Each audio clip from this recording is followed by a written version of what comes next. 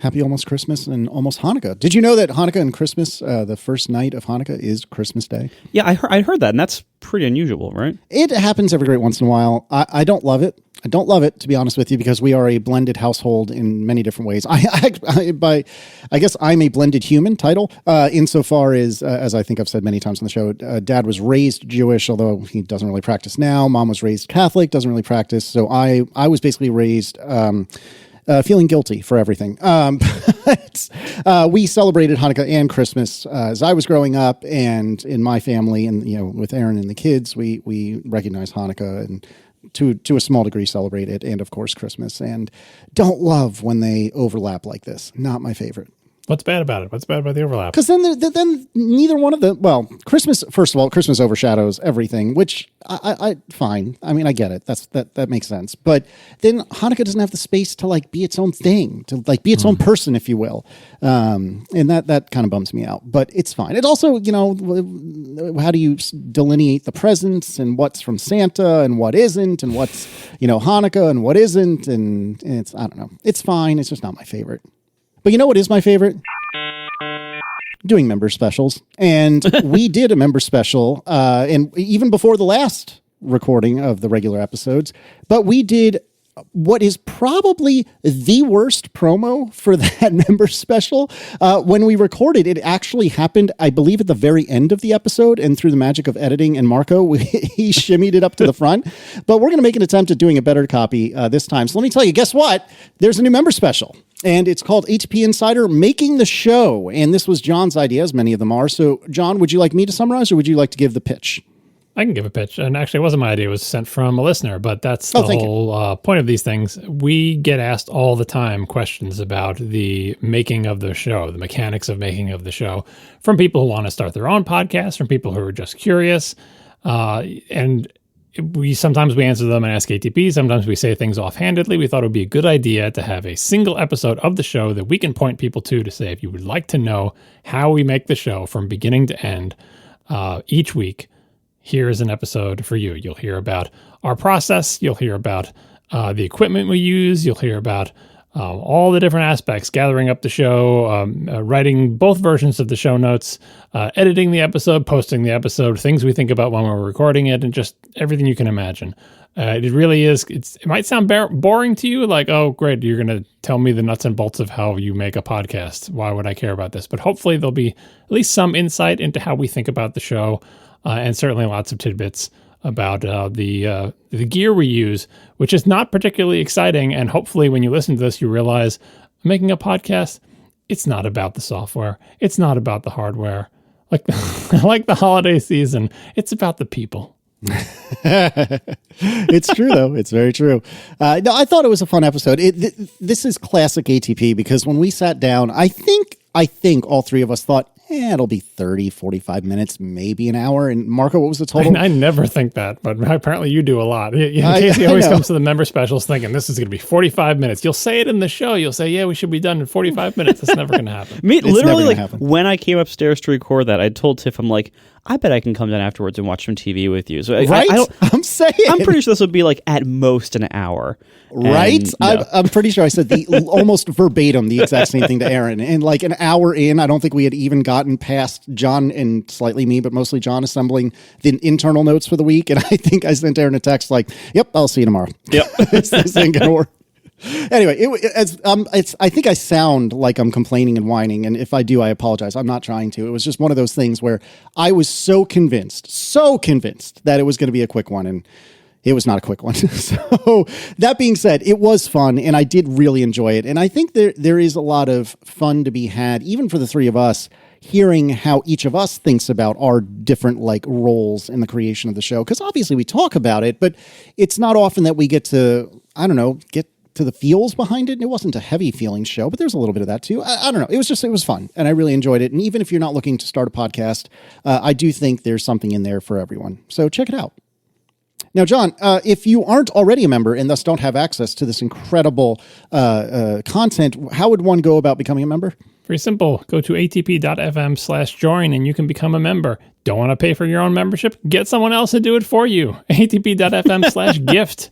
Direct them to that page. Tell them your email address. They can buy you a membership. You can get it for the holidays, redeem it, and have a membership that someone else paid for. It's the perfect time of year for it. Mm-hmm. And I believe you can schedule delivery, or is it on what? How is it set up? Do you? If only you knew how our website works. I know it's been so long since I've looked at this, because I did your user acceptance testing for you, and that was so long ago I forgot exactly how it worked. Yeah, so no, it's we're having pretty good luck with this. Here's how it works: when you buy someone a gift membership, it does not immediately like send them an email and like spoil it for them or whatever. And I considered having a thing where like you can schedule for when it's going to arrive or whatever, but in the end, I picked the simpler method, which so far has been working really well, which is when the person who is buying the gift buys the gift membership, after they've successfully bought it, there's a screen that says, here's what you got to do. Take this link or this promo code or whatever, like the 7 different things it explains, and give them to the other person however you feel like it. You can message them. You can write it on a piece of paper. You can put it in a card. You can, print this web page out as a PDF and send it. You can do anything you want. It's just like you're never going to lose this information. It will always be like the gift giver will always be on their page at atp.fm. They can always see the gifts they gave. They can always get the link. You're not going to lose it if you miss that screen, but it just says you have to give it to them. Then you can give it to them whenever you want. Like whatever holiday you're celebrating, wherever you are, however you want to give it, you have the choice. And that's been working really well. Some people have been getting early presents because I've done a little bit of support for people who bought a present and they guess they didn't wait for Christmas or Hanukkah. They're just like, oh, here you go, giving it to you immediately. But yeah, you can decide when you want to deliver it and how you want to deliver it. And if you want to print it out and put it in a nice little card, that would be nice. Yeah, so you should go to atp.fm/join or atp.fm/gift and check it out. We have built up quite the assembly of pretty solid member specials that run the gamut from food, movies, feelings, all sorts of stuff. So you should definitely check it out. I think there's a lot of good stuff in there.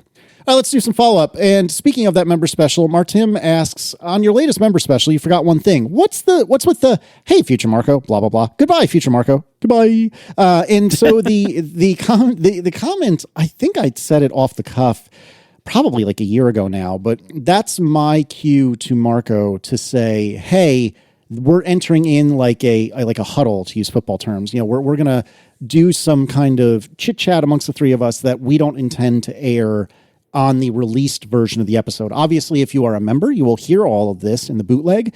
But the idea is for Marco to be able to see or hear this in the future and take out that conversation. And I think I presume the goodbye is in part to try to get a little bit of crosstalk to cue you that something's going on. What does it look like from your end? That's exactly it. Whenever the speaker changes, it's very visually obvious as I'm skimming through the track.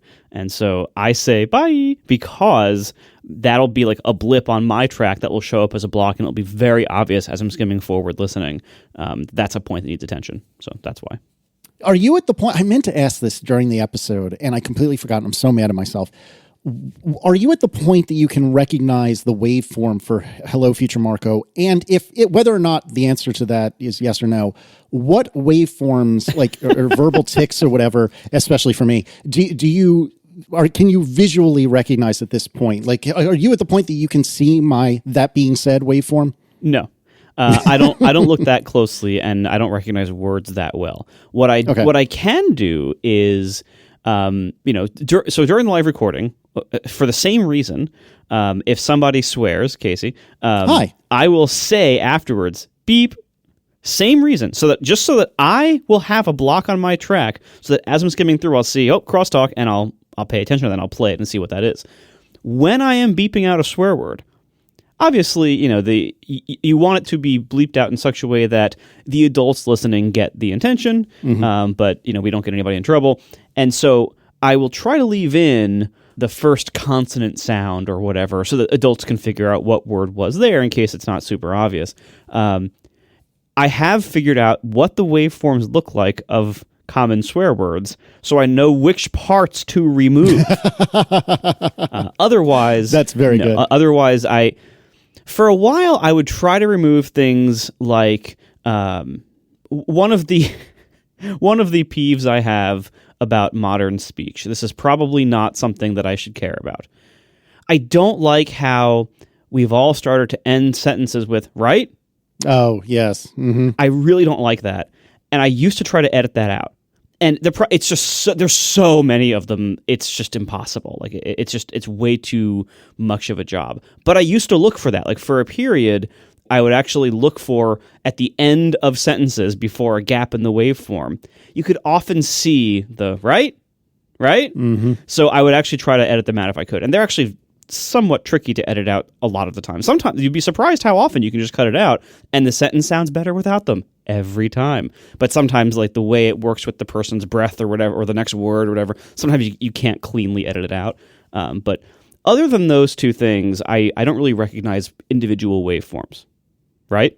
I don't think there's enough information in the track to do that. Like it's mostly amplitude you're seeing in the waveforms and Logic. You don't have enough frequency information, and it's too squished together on the screen with too few pixels that I don't think you can actually see high pitch versus low pitch. Like there's no way you could quote unquote recognize a waveform visually except by like brute force pattern matching of like, well, this is what the amplitude bump tends to look like for this word when this person says it, which is not quite the same thing, but it's the type of thing where you could easily fool it by making a totally different word with different frequencies with similar amplitudes. So, well, but there are certain words where, like, so when I was saying, the pieces of the swear word, like for example, the S word, the sh at the beginning, that's a very distinctive look on, and then the rest of the word doesn't look like that at all. So that's why you can recognize certain sounds that do look very distinctive in a waveform, but I'm not looking that closely at everything we're saying because that would take 12 hours to edit a show. Like, that would be ridiculous.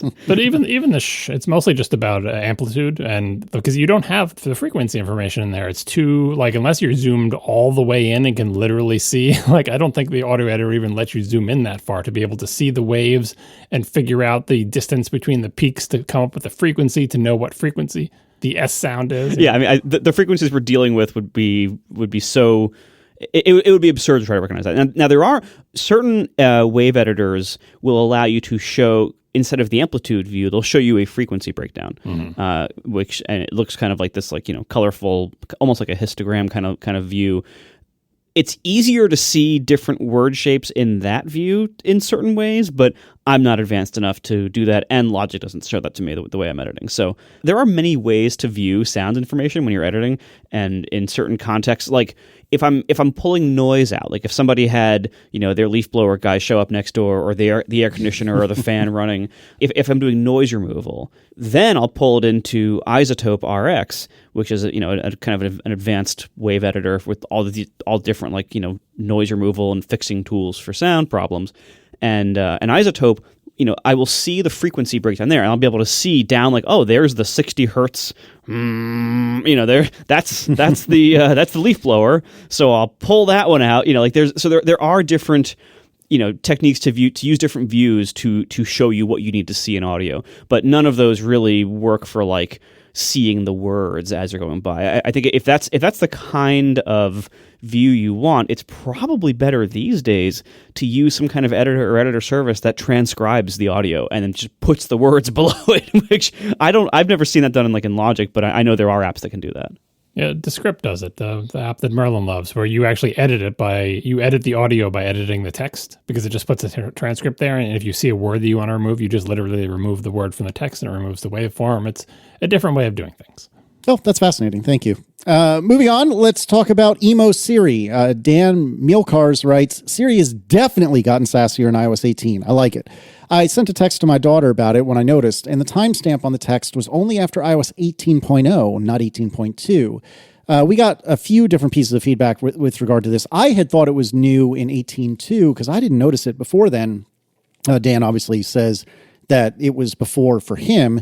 And then a friend of the show, Guy Rambo, wrote to me, pretty sure the Siri thing you've experienced has shipped back during the 18 betas, but it relies on your devices having to download the updated Siri voice, which happens at seemingly random times for different people.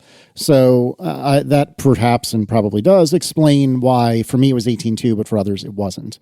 With regard to Emo-Siri, Dave Martin writes, not only have I noticed some effect in Siri, she just spoke a text message into my ears with a hint of doubt that the text wanted to portray, but I live in the Boston area like John.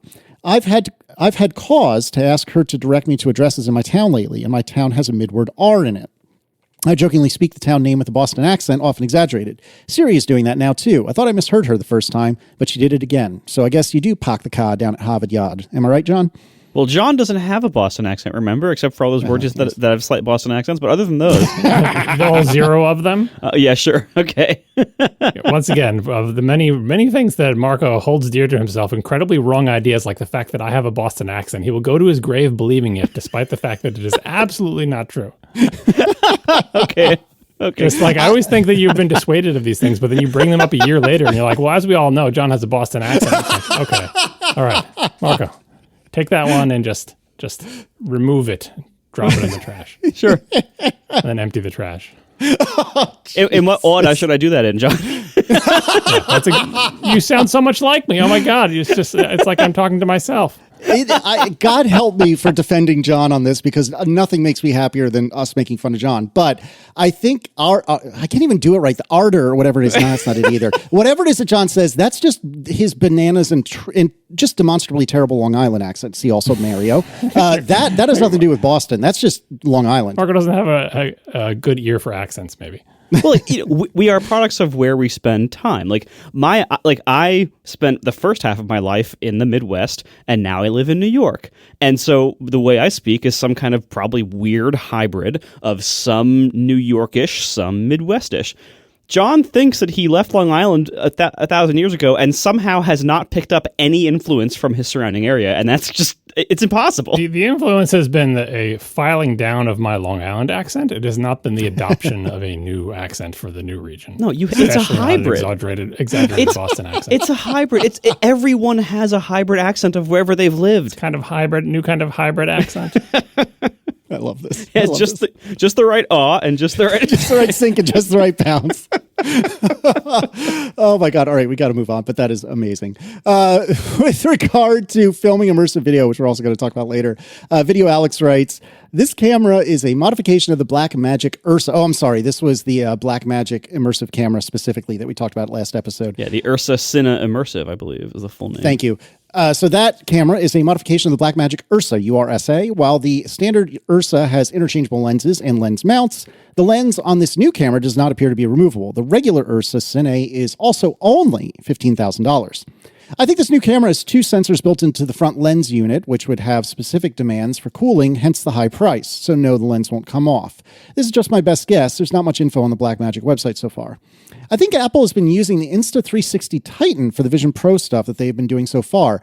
This is now Casey speaking. Hi, this is Casey. I looked into this briefly. Hello, Future Marco. I looked into this briefly, and this is a extremely weird looking ball of a camera that has apparently 8 micro four thirds sensors going around it, around the mid axis of this orb. I don't think I'm doing the best job of painting a word picture, but it is really, really cool and really weird.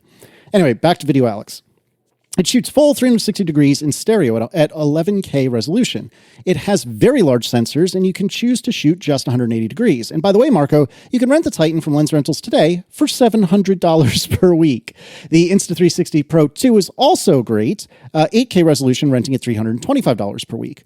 But the software is fiddly. When I rented the Pro 2 a few years ago for a project, it included 7 SD cards for the recording, and then 7 SD readers and a 7-port USB hub. Also, monitoring is hard. So they all record individually, each. I guess, yeah. Mm-hmm. And then you stitch it all together afterwards. I'm sure the software to do that's great. Oh yeah. One more point on 3D video, writes Video Alex. In 2016, I worked with a company that had 3 live VR cameras at the Indy 500. They were 7 GoPros and a custom rig with fiber adapters coming out of them that ran 7 fiber feeds to 3 computers that did the stitching live and broadcast it to 3 headsets next door. They wanted to feed it to the internet, but ABC shut them down immediately. Cool. Yeah, so all this is to say, we were talking about the new Blackmagic camera for immersive video that's coming out in the winter or spring this year, and we were speculating what is the state of VR capture, video capture hardware for VR 180 for immersive 180 degree field of view video. And it seems like there are other options out there. We've had a number of people send in reports like this and showing us different options that exist. But this is still very early days. Many of them are hacky or limited.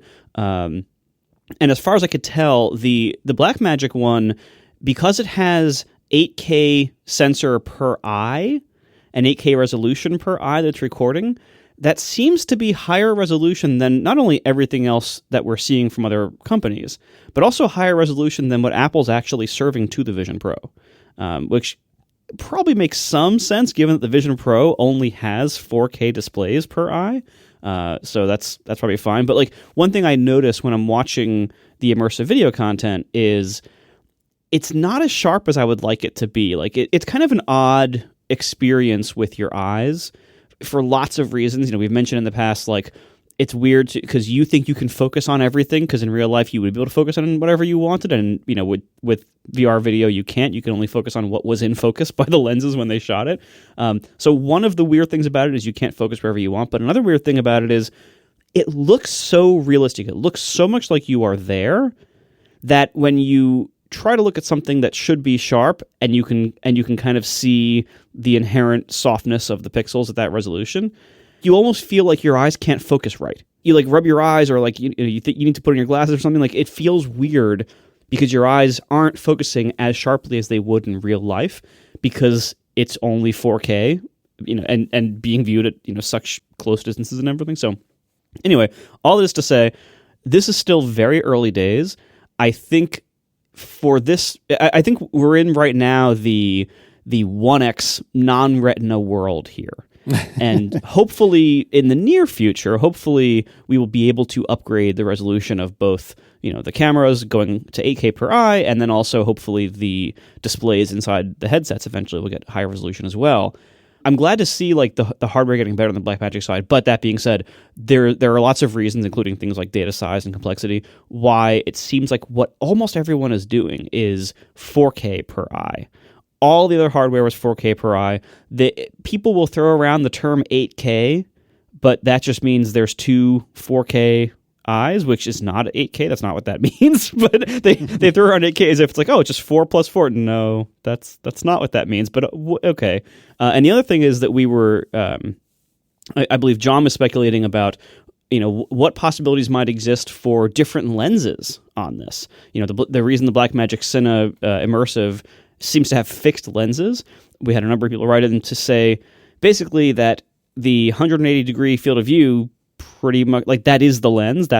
It's a fixed perspective where that works, and that if you try any other perspective with any other lens, focal length or anything, it just doesn't look right. Certainly wouldn't look right if you tried to project it at 180. And speaking of projecting, like the using of the terms like 4K and 8K for headset recording of stuff and playing it back is not really appropriate, because when we talk about a 4K TV, you can see all 4K of those pixels in front of you. But when you're seeing something like immersive video and it was shot, quote unquote, in 8K per eye, you're almost never seeing all the pixels that were shot in any one of your eyes because it wraps around you.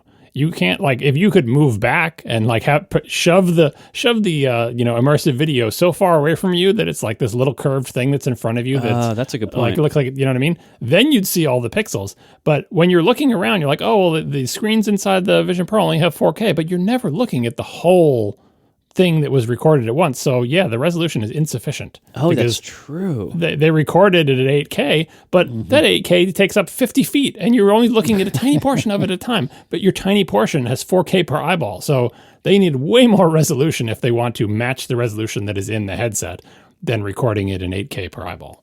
Yeah, like part of the big challenge with the sharpness and fidelity and resolution of everything in the Vision Pro is you have to think about, like, that effect of, like, yes, it's 4K per eye, but you are not seeing all of those 4K pixels for all the content that is being used. It's like the same way where on a regular computer monitor, if you use one of the scaling modes that is not native to the panel's pixels, everything gets a little bit blurry in certain ways, and you can, especially if you scale it to be larger than what the pixels can actually do, so it's scaling down a higher resolution image to the lower resolution pixels on the screen, things get blurry. the way things are shown in a VR headset, you're going through like multiple different levels of that, because you have the screens that actually physically exist in there. Those are being projected onto, through a system of lenses that kind of bend and warp it to go around you. And so first of all, the pixels per like angular degree are different at different parts of your eye. Like the middle, you have more detail in the middle than you have on the edges, where they're being like warped out. So you have like the warping happening there to try to map this, rectangular screen to fill your whole view. And then you have whatever the software is running inside of that is like scaling itself to some virtual viewport, then projecting it onto the physical screen, which is itself warping it back around your eyes. So the result is you're going through tons of those like scaling steps, and there is nowhere near enough resolution yet with the hardware that is seemingly possible to exist today, or that we know how to make today. Like, we have nowhere near the number of pixels needed to make that look good for most things. So it's both a hardware problem in the sense of, we need that 4K per eye to get a lot bigger. We need those to be at least 8K per eye and probably more than that. And that's, given how hard it is to get 4K per eye today, I think we're a ways off from that. And then after that, once we have higher resolution displays in the Vision Pro, then you also need higher resolution content. It's easy to like render the UI higher resolution. That we can do that with computers. We know how to do that. But then you're going to need like the 8K per eye or more in the video that you're watching. So we have a long way to go on all this stuff. You need a lot more than that. Like if they increase the resolution of the screens inside the headset, that makes it so much harder for recording. Because right now, as you look around, your field of view is 4K per eye, and you can imagine taking 4K per eye chunks out of the giant thing that was wrapping around you, right? So you look a little bit to the left, that's 4K per eye in the part you can see now. Look a little bit more to the left, you're taking 4K chunks out. Every single one of those 4K chunks of your field of view has to be at least 4K in the source material, right? Suddenly, if those same field of view chunks are now 8K because they doubled the Ks, quadrupled the resolution or whatever of the eyepieces, now you've just demanded that the source material also increase resolution by the same proportion. So, and we're not even close to what it is now, because like, 8K per eye, right? How many different 4K, field of view things can you get out of that? You can get like one looking all the way to your left and like non-overlapping ones. You can probably get 3, 4, 5 of those. So already the resolution is 5 times lower than it needs to be in each dimension. So yeah, there's a long way to go. And this is even just for, still single focal plane images or whatever. Right. And that's also, by the way, that's also even more complicated by the fact that that's also not linear. Like if you look at what the video data actually is, it's a fisheye view per eye. So if you see like a fisheye picture, like a picture that actually has a 180 degree field of view viewed on a flat screen, it looks very bulbous. Like, the middle of it is where almost all the detail is. And around the edges, there's way less detail. Like once it is kind of re-projected onto like a sphere that you're kind of looking at it from within when you're in 3D. Yeah, because they're recording it on a flat rectangle instead of recording it on the back of a sphere. Right. So we actually are closer to the center of it, looking pretty good on higher resolution screens. You still need more than 4K, but I bet the Blackmagic one, like I bet if you're shooting in 8K, I bet the middle of it will look pretty good on Vision Pro's hardware. All right, so we have some more feedback about immersive video. This is from an anonymous visual effects worker. While certainly the dedicated hardware for capturing immersive video is becoming more accessible, there's ML-based approaches that are also rapidly becoming shockingly good. Depth Anything is a project, one of many, that can infer depth from a single monocular image. Monocular? I don't know. Anyway, while simultaneously being mostly temporally stable. This means that the depth approximations aren't going to jump around on you between frames. My suspicion is that while it will be a combination of hardware and software, it's more likely that the solution will lie more in the software and less so in the specialized hardware. Imagine shooting on your iPhone 18's ultra-wide camera and iOS processing the video into an immersive video in the background or maybe even real time. Or even being able to run a depth process on an old pre-iPhone era video and getting to watch that video on the Vision Pro. That would be magic. Can confirm. We're probably a few years out from the iPhone's ultra-wide video being of the quality you'd want, but it's only a matter of time. That definitely sounds like a thing that Apple would try. They love to sort of do in software what they can't quite do in hardware. Witness the portrait mode, background blur and stuff. So take a flat image and try to infer depth from it and then let you view it and have it be a little bit 3D-ish. That sounds like something that they would definitely try. They did try it. It's new in Vision OS 2.0. It's already there. Yeah, I know. That's the trying to add. Do they just do it for your videos, or do they do it? I thought it was stills. I think it's only stills. I viewed some stills earlier, testing out that feature for the first time. Actually, it's really weird. It's really weird. My personal opinion of that, I don't think we've ever talked about it on the show. It is cool. I would not say it's the mind-bending, like this is the coolest thing I've ever seen that a lot of people seem to pitch it as. I didn't really get that bowled over by it, but it is very cool. Yeah, it's an interesting toy to play with. Like all of their other early stuff, like portrait mode, it works better with some content than others. So you can find pictures where it looks really impressive, and it's a pretty cool effect. But that is not universal. So this depth anything thing is like the reason it's innovative or interesting is that it's like what Apple is doing with the still images, but now do that on every frame of video and have it be consistent. So if it thinks the depth map is this in one frame of video, the next frame the depth map shouldn't be wildly different because it would look all sorts of wacky. So it's got to sort of figure out what a stable depth map is for a moving image of things moving through the frame, and that would be interesting. But I would imagine it's not going to be any better than the 2D version of it. So whatever quality the 2D one is at, the video one is probably limited by that quality. Indeed. Then continuing on, James O'Loughlin writes, Google experimented with light field capture. First static captures, see Welcome to Light Fields on Steam, and then video captures. And there's a video from SIGGRAPH 2020. The technical paper was Immersive Light Field Video with a Layered Mesh Representation. And a couple of pull quotes that I collected from this video, which is only like 5 minutes or something like that, and is very interesting. They said, our videos compress efficiently for streaming over 1 gigabit per second internet connection. So you could stream, a full immersive video over a gigabit connection. Although I guess in retrospect, actually, this is already happening with Apple's immersive stuff on considerably less than that, but whatever.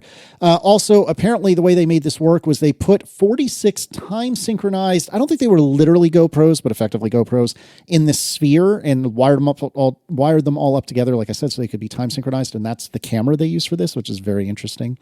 Anyways, it allows for some 6 degree of freedom's movement, but still in a small bubble around the capture device. And again, you can see that in the demo video. Another quote, I think John pulled this one. Our pipeline produces volumetric free viewpoint video that can be explored with 6 degrees of freedom within a spherical 70 centimeter diameter viewing volume.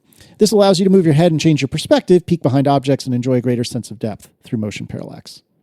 Yeah, so the camera you were describing that you'll see in the video, it's like many sort of SIGGRAPH research type papers. It's one of the jankiest things you've ever seen. Picture just a big clear plastic sphere with cameras stuck to the inside of it with tape. Mm-hmm.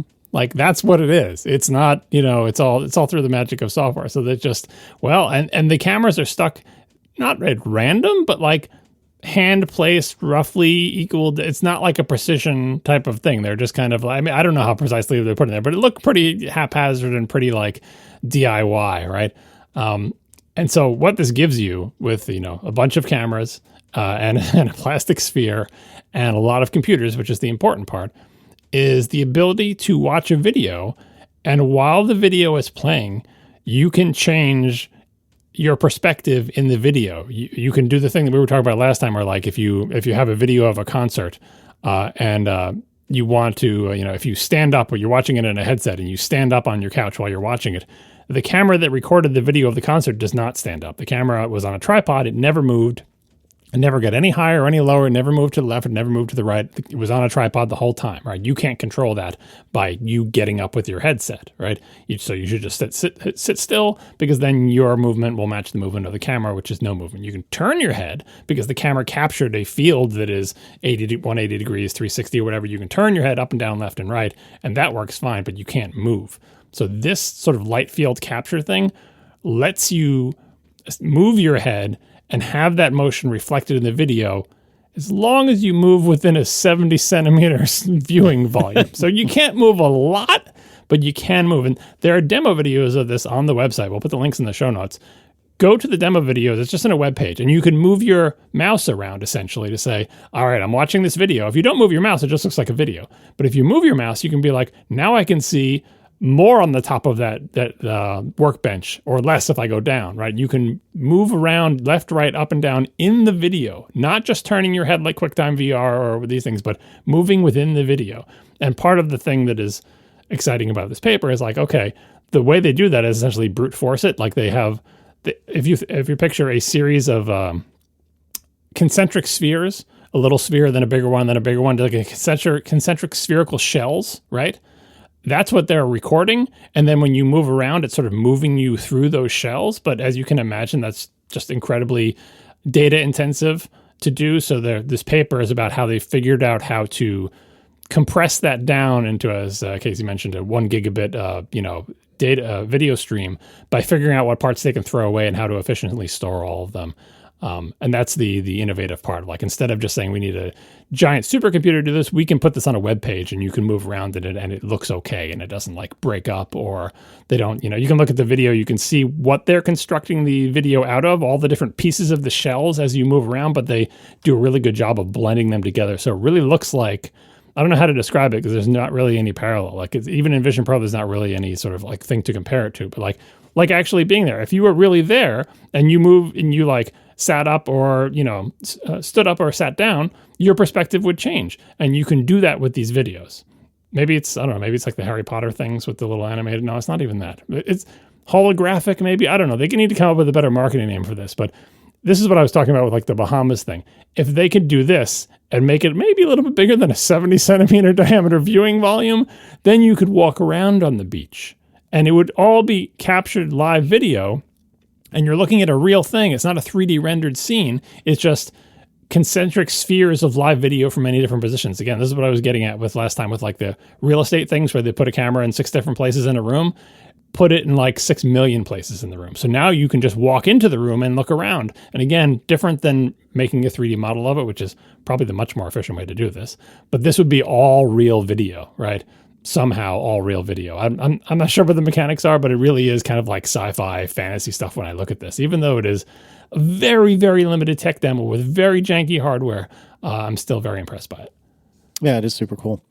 And then continuing on in a similar vein, Joseph Humphrey writes, one technology I find fascinating and that could shape the future of VR capture, if VR sticks around long enough, is neural radiance fields. It's essentially a photogrammetry-based, I hope I got that right, method for capturing still 3D images of objects or entire environments. What's remarkable is its ability to render realistic perspectives from multiple angles, complete with accurate reflections and specular highlights. So this is NERF, which is representing scenes as neural, N-E, radiance, R, fields, F, for view synthesis. Again, we'll put a link in the show notes to a talk that was given by, among other people, Matthew Tancic. We present a method that achieves state-of-the-art results for synthesizing novel views of complex scenes by optimizing an underlying continuous volumetric scene function using a sparse set of input views. So I'm not entirely sure what that means, but I can tell you, having watched the video, what it appears to be is, let's take, I think it's a couple of stills. I don't recall if it was one or several, but one way or another, take one or more stills and be able to figure out, okay, what is the depth in this? Very much like, the portrait videos on an iPhone. Yeah, it definitely is. I think it is more than one picture, because the whole point is like the thing I just described where you can watch a video and view it from different perspectives. This is the photo version of that, where it's just one moment in time, but it's captured from different perspectives. And then when you look at it, you have the ability to look from different angles at your still image.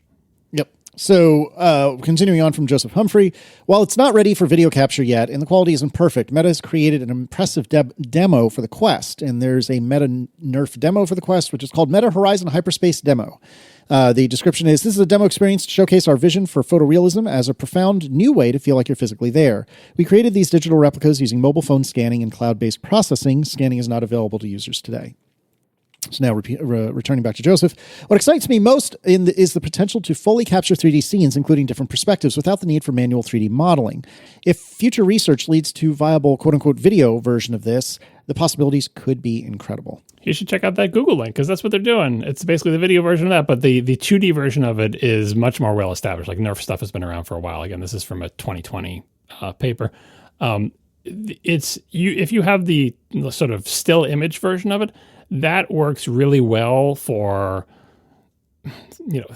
to fool you into thinking it's a dynamic environment. You can do what they do in video games. It's just like it's basically a bunch of still textures, but then you put like some video of rippling water on top of the water thing, so the things that you expect to be moving are moving. But or even just like if you look at the demos of here, you can be convinced like that this is video until you notice like none of the blades of grass are moving or whatever. So the Google thing is exciting because they're really trying to do it with video with very limited motion, and this Nerf thing is exciting because I imagine this is the type of thing you could actually do on a phone.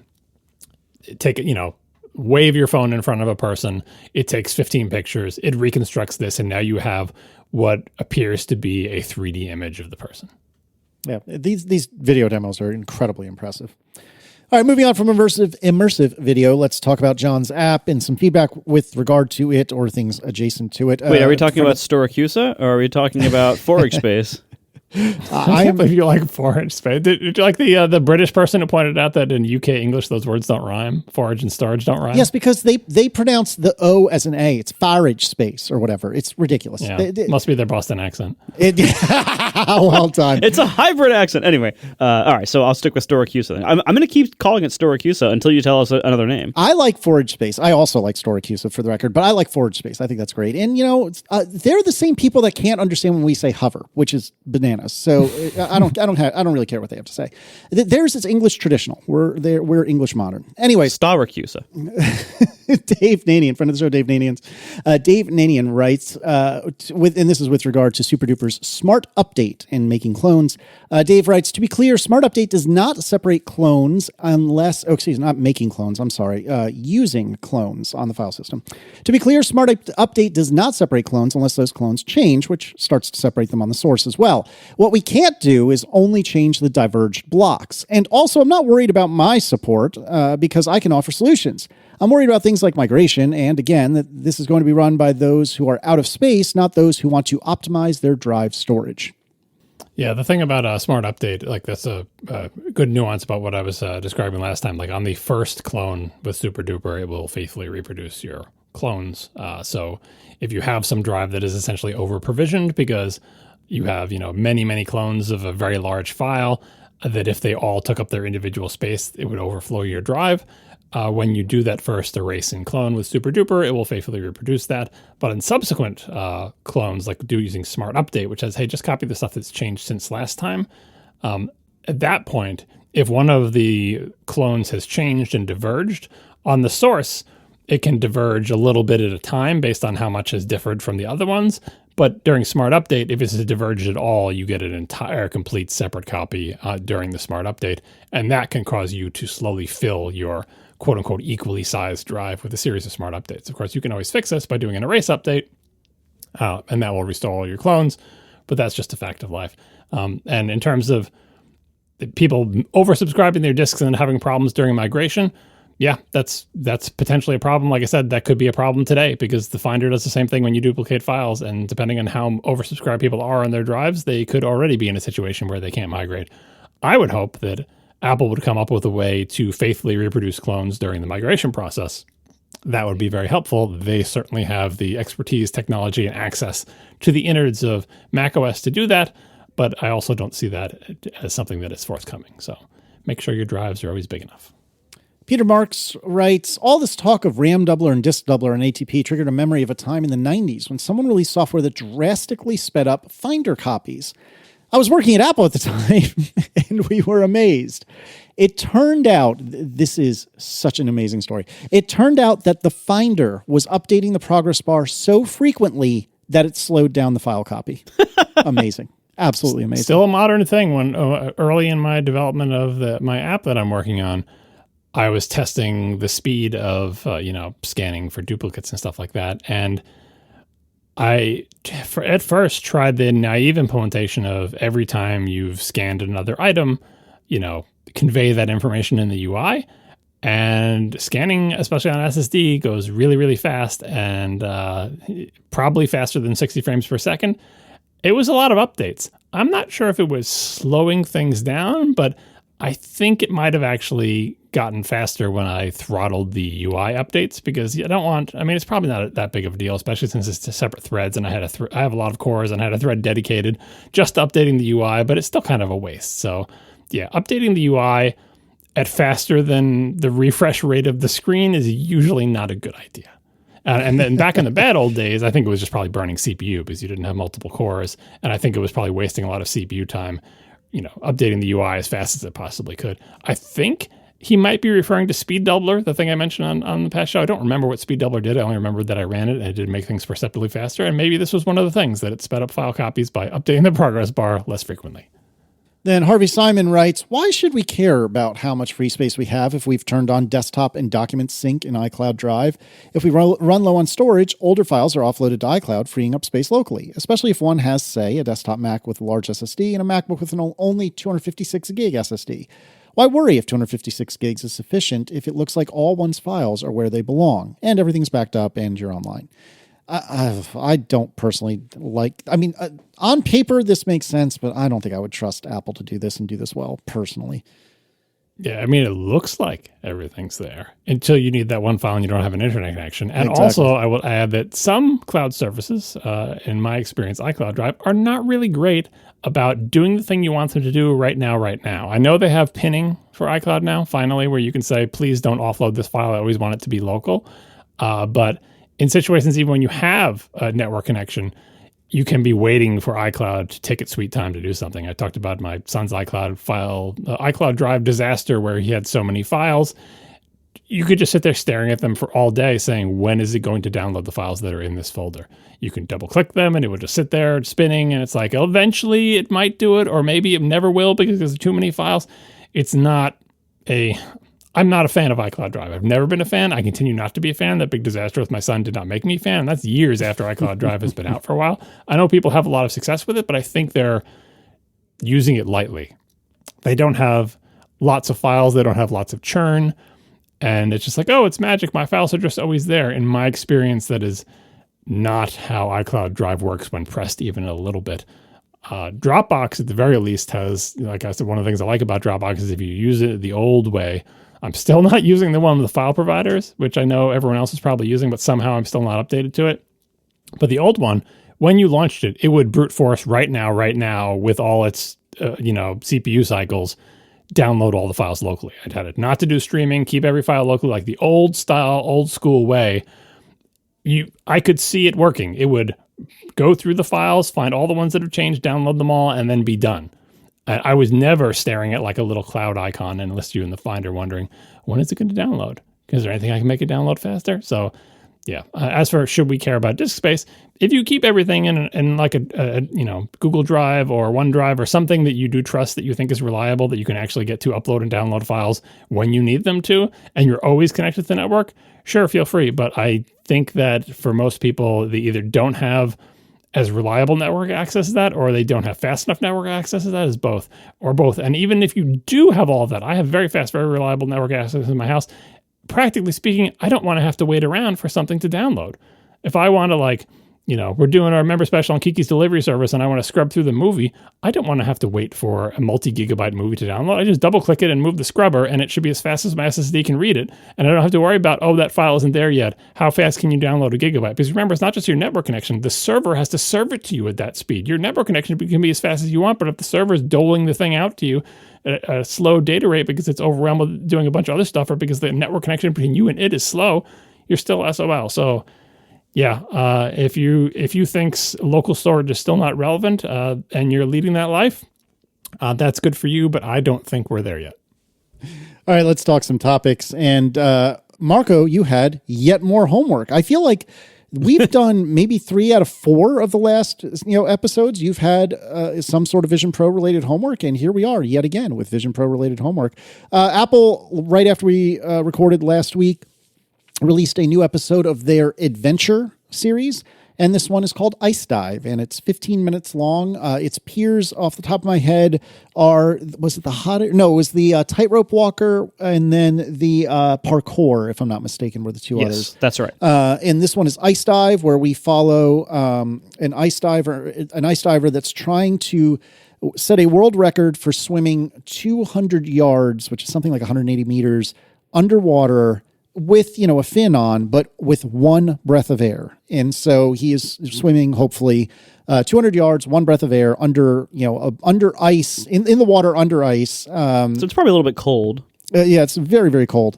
He does have a wetsuit on, but still. Anyways, it's like 15 minutes, and I wanted to not only alert some of you that this exists, but I also wanted to hear your thoughts, and I have some thoughts. Would you like me to start, or would you like to start?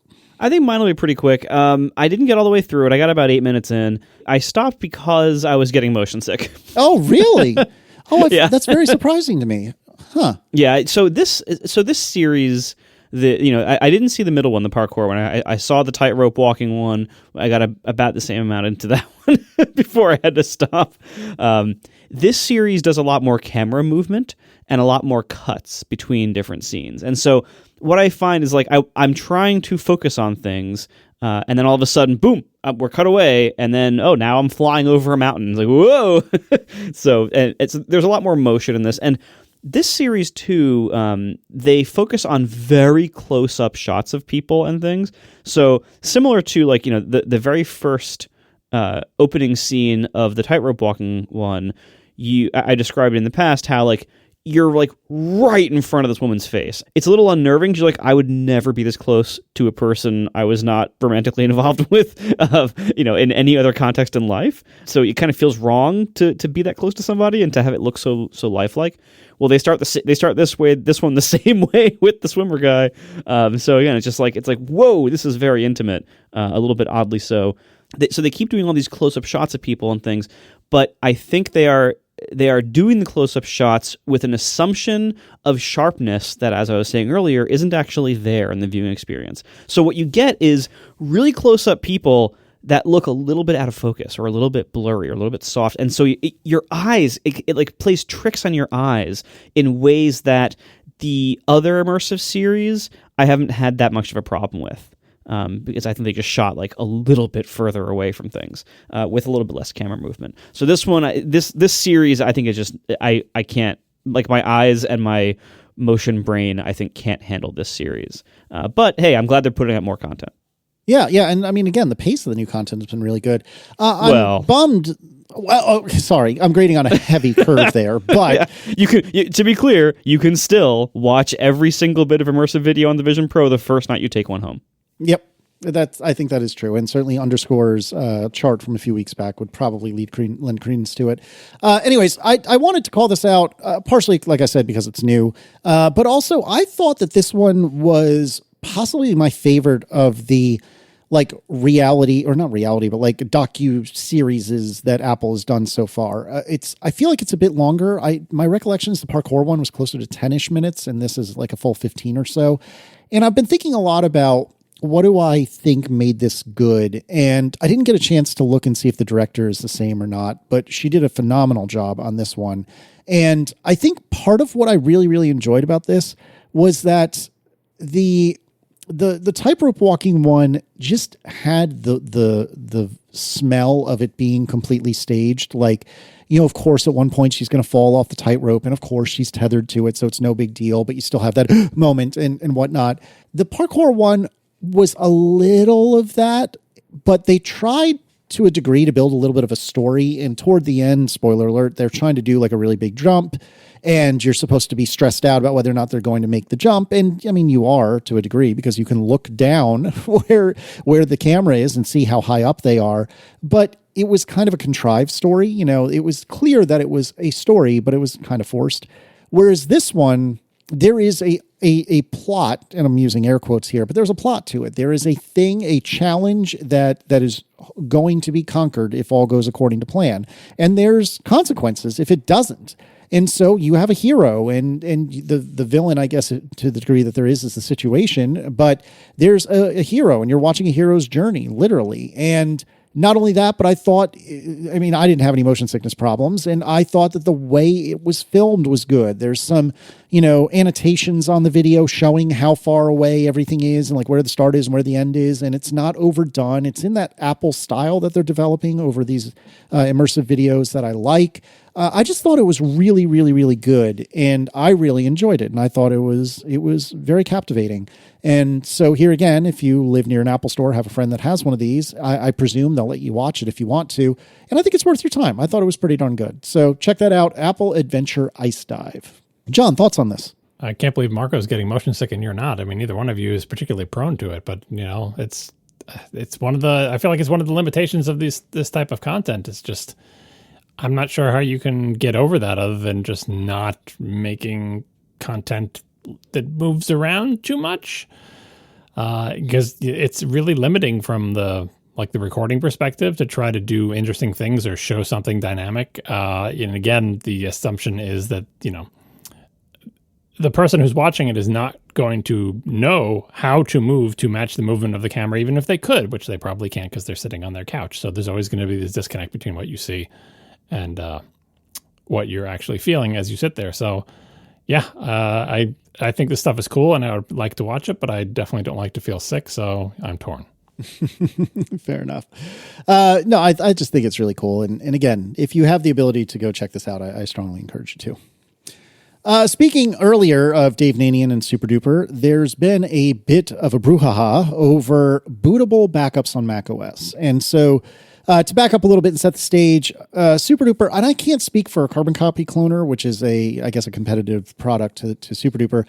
I've only ever used Super Duper. But anyway, Super Duper's thing, or one of its things, is that you can create a bootable backup of your drive and then update it, every night, every other night, however often you want to update it. But the key is that if you plug in this external drive and, do whatever incantation and dance you need to do in order to tell your Mac to boot from it, it should be able to boot from it. And that's worked really, really well for a really, really, really long time. But then a week or so ago, or whenever, I guess, 15.2 came out, Dave had problems. And so Dave wrote a blog post, of which I will read some excerpts. macOS 15.2 was released with a surprise, a terrible, awful surprise. Apple broke the replicator, or ASR, Apple Software Restore. Toward the end of replicating the data volume, seemingly when it's about to copy either pre-boot or recovery, which is to say the system stuff, it fails with a resource busy error. In the past, resource busy could be worked around by ensuring the system was kept awake. But this new bug means on most systems there's no fix, it just fails. Since Apple took away the ability for third parties, for example, the Super Duper folks, to copy the OS, it took on the responsibility themselves. It's been up to them to ensure this functionality continues to work. And in that, they failed in macOS 15.2. Because this is their code and we're forced to rely on it to copy the OS copying will not work until they fix it. To put it bluntly, this sucks. It's bad enough we have to work around other bugs in this code, but when it breaks completely, we're stuck pointing fingers and offering workarounds that don't involve the replicator. Now, with that said, we had a response to a degree from Mike Bombich, who is the or a developer on Carbon Copy Cloner for macOS. And we took out some of the spicier hot takes in this blog post, but it was a spicy blog post. So it might be worth checking out if you're interested. Anyways, Mike writes, while some developers seem surprised by a change in macOS 15.2, there's a little bit of spice, we've known for several years that making bootable backups would eventually become impossible. We shifted Carbon Copy Cloner's strategy away from relying on external boots so our users wouldn't be affected by this inevitable result. Several years ago, I wrote a blog post about the macOS Big Sur changes that affected how third-party developers would be able to make copies of the system. In that blog post, I made reference to a conference call that I had with Apple on December 2nd, 2020. Participating in that conference call was the APFS team lead, someone from developer technical support, and to my surprise, Apple's director of product marketing. When I joined the call, I was prepared for a technical discussion of what was broken in the ASR and whether Apple would be able to fix those issues and make it reliable enough for a commercial backup solution. The call didn't quite go in that direction. The marketing director kicked off the call by asking, quote, "So how would it look if someday in the future you simply couldn't make a copy of the system at all?" He and the more technical folks on the call went on to explain that why only ASR could be allowed to copy the system and that they were committed to addressing any problems with it as long as it did not require making a compromise to platform security. Platform security is a top priority at Apple, and one of the keys to that security is a secure boot environment. Allowing system files to be copied introduces an opportunity for attackers to modify key system components. Some of this can be mitigated by only allowing Apple's ASR utility to make the copy, but there's still inherent opportunities to inject changes when copying system files. Apple has invested a lot of effort into recovery mode and into the recovery mode environment in Migration Assistant. It has become trivial to boot a Mac into recovery mode, perform a clean and secure install of the system, verified and signed, and then recover user data via Migration Assistant. All of that can be done without compromising the security of the boot environment. Will Apple fix this issue so that bootable backups can limp along a little further? Maybe, but that's getting to be a moot question. Apple made it unambiguously clear that bootable backups and system cloning are fundamentally incompatible with platform security. All right, so a couple of things here. To start, why do we care about bootable backups? Why do we use something like SuperDuper? Why is this a valuable thing to have? And most importantly, on Mike's post, why is recovery mode not a sufficient replacement? The magic of bootable backups is that if something goes wrong with your main drive, you can just reboot and be back up and running in the time it takes you to boot from your other drive. This was much more important in the days of spinning disks, and also much more reliable in the days before Apple Silicon, because as we noted on a show a week or two ago, Apple Silicon Macs cannot really boot from external drives. They always essentially boot from the internal drive and then say, oh, I see you wanted to boot from an external drive, and essentially hand off control and continue to boot from there. But the secure boot environment is all contained within the hardware that Apple sells and is, cryptographically as secure as it can be, knowing that it's booting off a known good system. And allowing that all to be bypassed by saying just trust whatever's on this drive is a potential problem. All right, that's the secure boot environment that Apple is defending. That's why Apple Silicon Macs work like they do. But what it also means is, unlike the old days, if your boot drive dies, is totally broken or is fried, or you're in the old days, your spinning hard drive, the head's crashed into the platters, it's just dead. The old days, you're like, okay, I'll take this internal drive, rip it out of my computer, throw it in the garbage can, and boot from my SuperDuper clone. And I'm up and running as of whenever the last backup was, which might have been last night, right? Just in the amount of time it takes to boot. I don't have to wait for a whole OS install, which can take a very long time. I don't have to do any of that stuff. I'm just up and running. And by the way, I just booted my Mac that has no hard drive in it. I booted it from an external drive because that hard drive that was broken is now in the garbage can. If your Apple Silicon Mac, if the SSD goes bad, totally dead on it, you cannot boot off an external drive. That Mac will not boot off anything because you need the internal SSD to at least have enough parts of it working to boot from the little part of the OS that's needed to go to external boot stuff. So that is different. But still, if you hosed yourself, accidentally deleted a bunch of files, broke some part of your user directory, accidentally recursively deleted parts of your home library directory as root, your system could be entirely hosed, but your SSD still works. So you will be able to boot from an external backup, and that's where having a SuperDuper bootable backup can get you up and running much faster. I mean, that whole as I develop this app that I'm working on, maybe I will accidentally hose my directories, my files, in a way that didn't damage the SSD, but it renders my system entirely useless to me. It will be great to boot from my SuperDuper backup in that scenario. So I think bootable backup still is very important, and recovery is absolutely not a substitute, because if anyone has ever done recovery mode, even though we have fast computers, fast internet connections, reinstalling macOS takes longer than you think it does. If you're in a hurry, or if you're trying, you might as well just write off the whole rest of the day to dealing with that sometimes, because you'll just be staring at indeterminate spinners for a long time, wondering how long it's going to take, how many more reboots is it going to take, how many more progress bars am I going to have to see. So I don't think that's a great solution. All right, given all of that, this whole discussion in 2020 with is it Phil Schiller at the time? Was he director of product marketing? I think that was already past the change. Yeah, I don't know who it is, but anyway. So the quote, we know there's a quote or a paraphrase or whatever, it says, how would it look someday in the future if you simply couldn't make a copy of the system at all? The conclusions that Mike draws from this, that bootable backups are not a thing, and that Apple made it unambiguously clear that bootable backups and system cloning are fundamentally incompatible with platform security, I'm not sure I agree with that. So first of all, the statement is is an Apple person saying, how would it look someday in the future if you simply couldn't make a copy? If you, third-party developer, simply couldn't, that came to pass. Third-party developers can't make bootable copies. You have to run Apple's ASR tool to do it. Apple can make a bootable backup, you can't, which is why SuperDuper is in the bind it is, because they can't do it. They have to use Apple's, privileged, signed, secure tool to do it. But I'm not, and the second thing is, I'm not saying this is not true, only that I have not been convinced that it's true by reading this post. The idea that if copies of system files can be made by anybody, including Apple, somehow this is a security issue. So saying like allowing system files to be copied introduces an opportunity for attackers to modify key system components. Some of this can be mitigated by only allowing ASR to make a copy, but there are still opportunities to inject changes. I don't understand how that could possibly be the case. The whole point is you cryptographically sign the whole thing with the sealed system volume or whatever, and those cryptographic keys are secured by keys that are in the hardware and verified over the internet and yada yada. Like if you modify any part of the system, if a nefarious third party modified part of the operating system when copying it, like that would be detected because the signatures wouldn't match.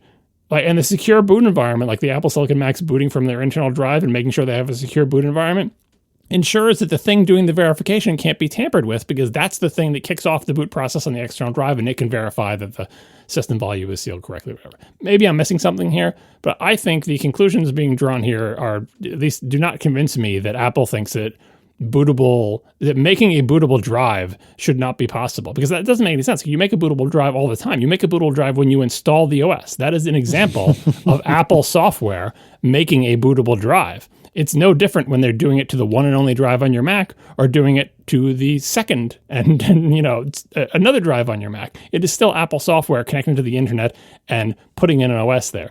And yes, it put it by downloading off the internet, but it's no difference than it putting it by copying it from another location. In both cases, it has to verify that the OS is proper and signed and so on and so forth. So this is unfortunate. Like ASR has broken before, by the way. SuperDuper has always been we've been in the age where only ASR can copy the operating system for a while now. And it's, as Dave says, it's broken in the past. And it's cruddy because you're a third party. You're like, look, I can't do it myself. I have to use this tool that Apple provides. And if the Apple provided tool has bugs or does weird things or just plain doesn't work, you just have to sit around and wait for Apple to fix it for you. I assume that's what will happen in this case. I assume Apple will fix it. Like I said, I'm not personally convinced that Apple was trying to say that it is impossible to make a bootable version of make a drive that is able to boot macOS using Apple software, because it just doesn't make any sense to me. That's what the OS installation and recovery process do. I don't see how cloning is that different. Worst case scenario, you could say, okay, it won't copy the operating system from one drive to another. It will install a fresh one from the internet. But because the thing that you boot from is a read-only cryptographically signed snapshot, it's the same for everybody. It's a separate volume. It's not where your data is. There should be no difference between copying the operating system from one drive to another and putting a fresh version of that operating system by downloading it from the internet. The only place where there are questions here is like, okay, well, what if Apple is no longer signing that version of the operating system, or you can't get it because it's so old or whatever? In that case, a copy would work, but a download wouldn't. But I don't know. I think and hope that, this is just yet another one of unfortunate bugs in macOS, because these parts of the OS are understaffed, and that they will eventually fix it, and SuperDuper will start working again, and all will be, if not right with the world, then better. But I just, again, if someone can explain to me how what Mike Bombich is saying makes any kind of sense, please do. But right now, I feel like Apple was not trying to say that it will be impossible to make bootable versions of macOS. Only that third-party developers wouldn't be able to do it themselves. Only Apple could do it. It's another thing that only Apple can do.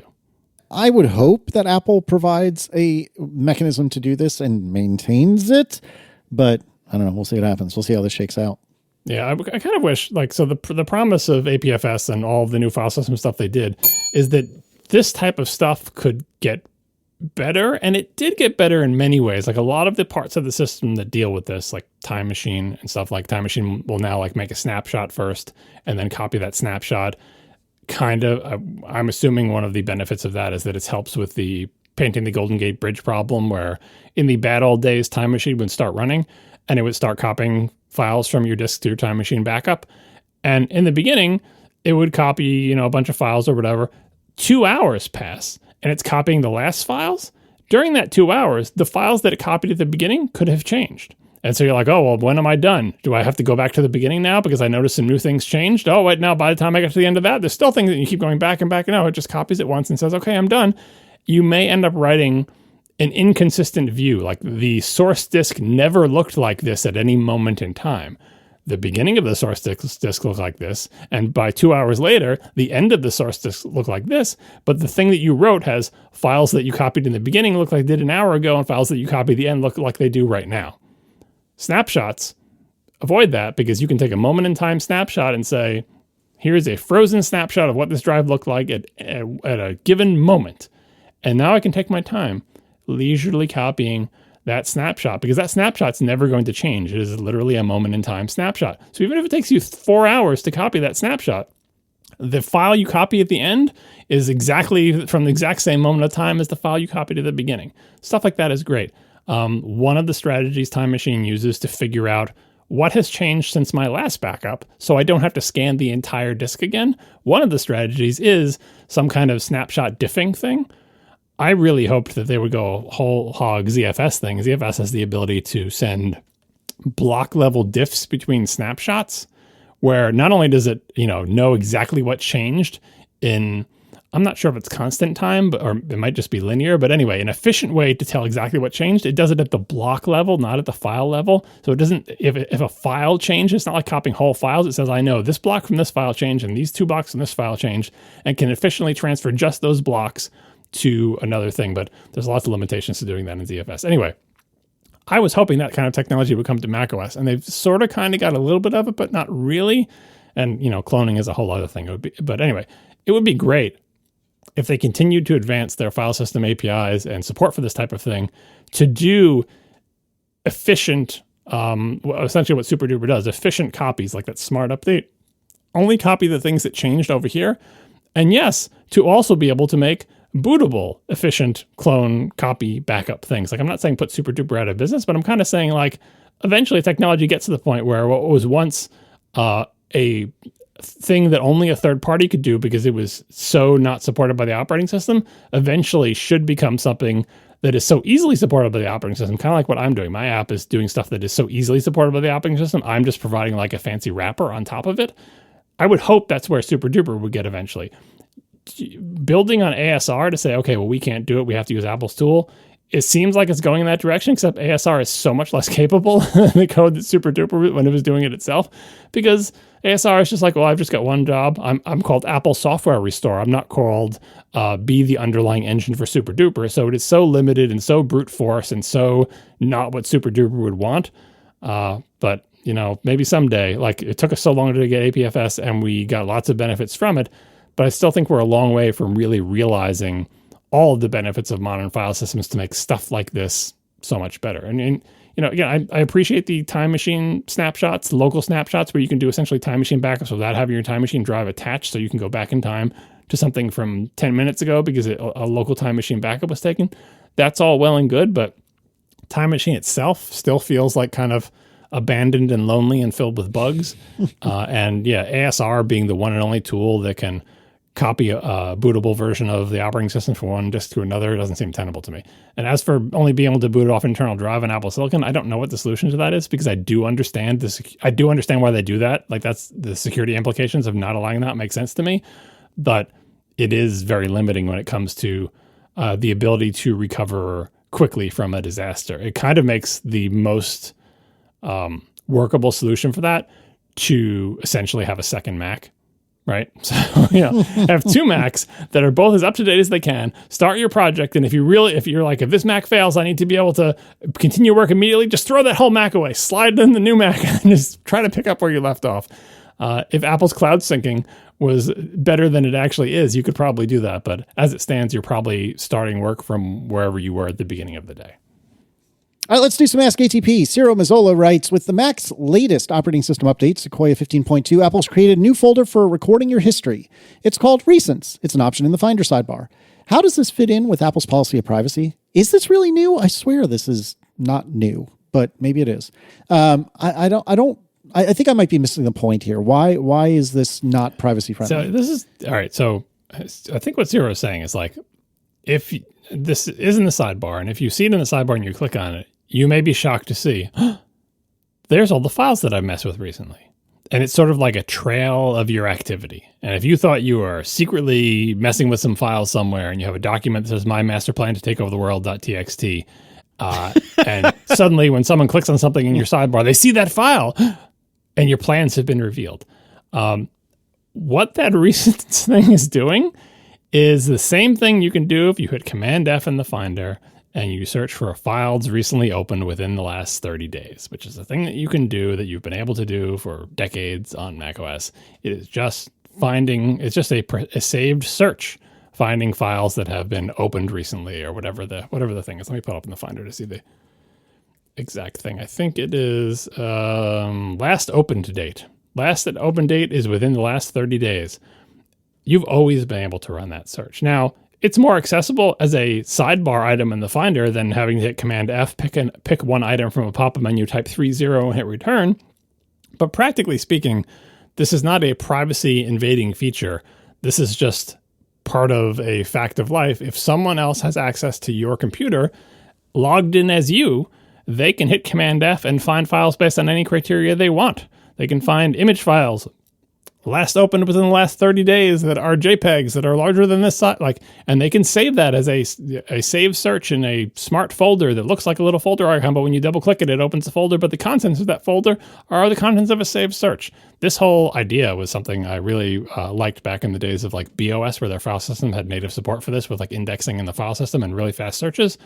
macOS still supports it. Some people get a lot of use out of it. I think its implementation is a little bit janky, and its integration in the Finder is not great. So many people don't even know it exists, such that when they put something called recent files in the sidebar, they're like, oh, privacy invasion. Where did this come from? It's a new feature in 15.2. I kind of see the point, but just FYI, this has always been there. It's kind of like realizing that your web browser is keeping track of your browser history if you're not running in incognito mode all the time. You can just go and there's a menu item that shows history, and you'll scroll. This is every web page I've been doing. It's watching my every move. I mean, and Google Chrome is probably reporting it back to Google as well. But yeah, that's how computers work to some degree. If you don't like it, there's not much of a solution. Some things in like macOS, like within individual applications, if you go to the file menu, there'll be an open submenu with like recent items. You can clear that recent items menu, which is, it used to be just like a P list somewhere. I don't know where they're storing it these days. But anyway, sometimes you can clear the recent items to clear the last things that you've opened. But practically speaking, if it's file system metadata, the find command can search based on it and return results. You could wipe that metadata if you wanted. Every file that you last opened, go through it and wipe the metadata, or duplicate that file and delete the original, or like, there's all sorts of stuff you could do, but like, what are you trying to do here? Really, if you don't want people knowing this about your computer, don't let them access to your computer logged in as you. That's the solution. All right, Tucker writes, what is the quote-unquote correct directory location to save random Python shell, Ruby, Perl, PHP, etc. scripts to keep them organized and easily accessible, executable? I use the Fish shell, and I typically write my scripts of that sort using Fish, and so there's a particular folder that you're supposed to put them in. And then occasionally, if I write other stuff, I'll just put it in my home folder because I have very little in my home folder. I'm sure this is going to make John roll over in his not grave, but grave. So before John tells us all what we're supposed to be doing, Marco, what is your approach? For this kind of random scripts and stuff for my local Mac to run, I actually have a folder in Dropbox for those. And part of my new Mac setup is to add to first install Bash, and then add to my Bash profile to include a Bash profile file that is in this Dropbox folder. And then that does everything else for me. So that way, when I set up a new Mac or, managing between my desktop and laptop, I don't need to constantly be shuttling things back and forth manually or resetting things up. Any of that stuff just lives in Dropbox, and including most of my Bash profile, which again is just included by the actual local Bash profile. It includes the Dropbox Bash profile, and that sets everything else up. That's where all of my aliases are and all sorts of stuff like that. So I suggest whether you use Dropbox or whatever other file sync provider you use, keep it in there unless you have some really good reason not to. All right, John, what are we supposed to be doing? So there is a correct, with the scare quotes like this question says, a correct directory for saving executable scripts from a cultural perspective for everybody my age and older who cut their teeth on Unix in either the late 80s or early 90s. And that answer is /bin. bin, lowercase. You make a directory called bin in your home directory. You put all your executable files there. You add your /bin to your path. And then on every system you do that, and whatever things you want to be executable, you put in there. That's mostly just a cultural answer, and it's based on the fact that if you were on a multi-user Unix system back in those days, probably at your university or whatever, you didn't have access to the system-wide directories. So you had to pick some other directory to put things, but you did have access to your home directory, but you'd want the directories in your home directory to be structured like the system-wide ones. And so the ls command is bin ls, and your customized version of the ls command would be /bin ls. I, in fact, do have a bin directory in my home directory. I make it invisible so it doesn't show up in the Mac side of things with just the hidden attribute, but it is, in fact, there. It is in my path. That is the correct location for files that you want to be in your home directory. Now, if you just want to say stuff that you just want to be able to run, the other correct location on your own Mac, where unlike in the university you do have access to the system-wide files, is user local bin, and that's USR, not USER, and it's all lowercase. All lowercase /USR/local/bin. User local, Apple has essentially pledged, Europa in 2010, attempt no landing there. All these words are yours except user local. They said they won't mess with user local. They're not going to put their stuff there. They're not going to accidentally wipe it during an OS update. That was a promise statement from many, many years ago. So far, it has still been true. If you would like to put system-wide stuff somewhere for yourself manually, user local bin, user local include, user local man, user local lib, user local share. Everything in user local is yours. And what do you put there? The same directories that are at the top level: a bin, a lib, a share, an include. Anything you want, you put there. So user local bin is where I put the executables that I want to be generally available to everybody on the system. And my path also includes user local bin, which is another common thing to have in your shell path on a Unix system. So those are the answers: bin and user local bin for executables. As for keeping them organized, that's different than keeping them easily executable.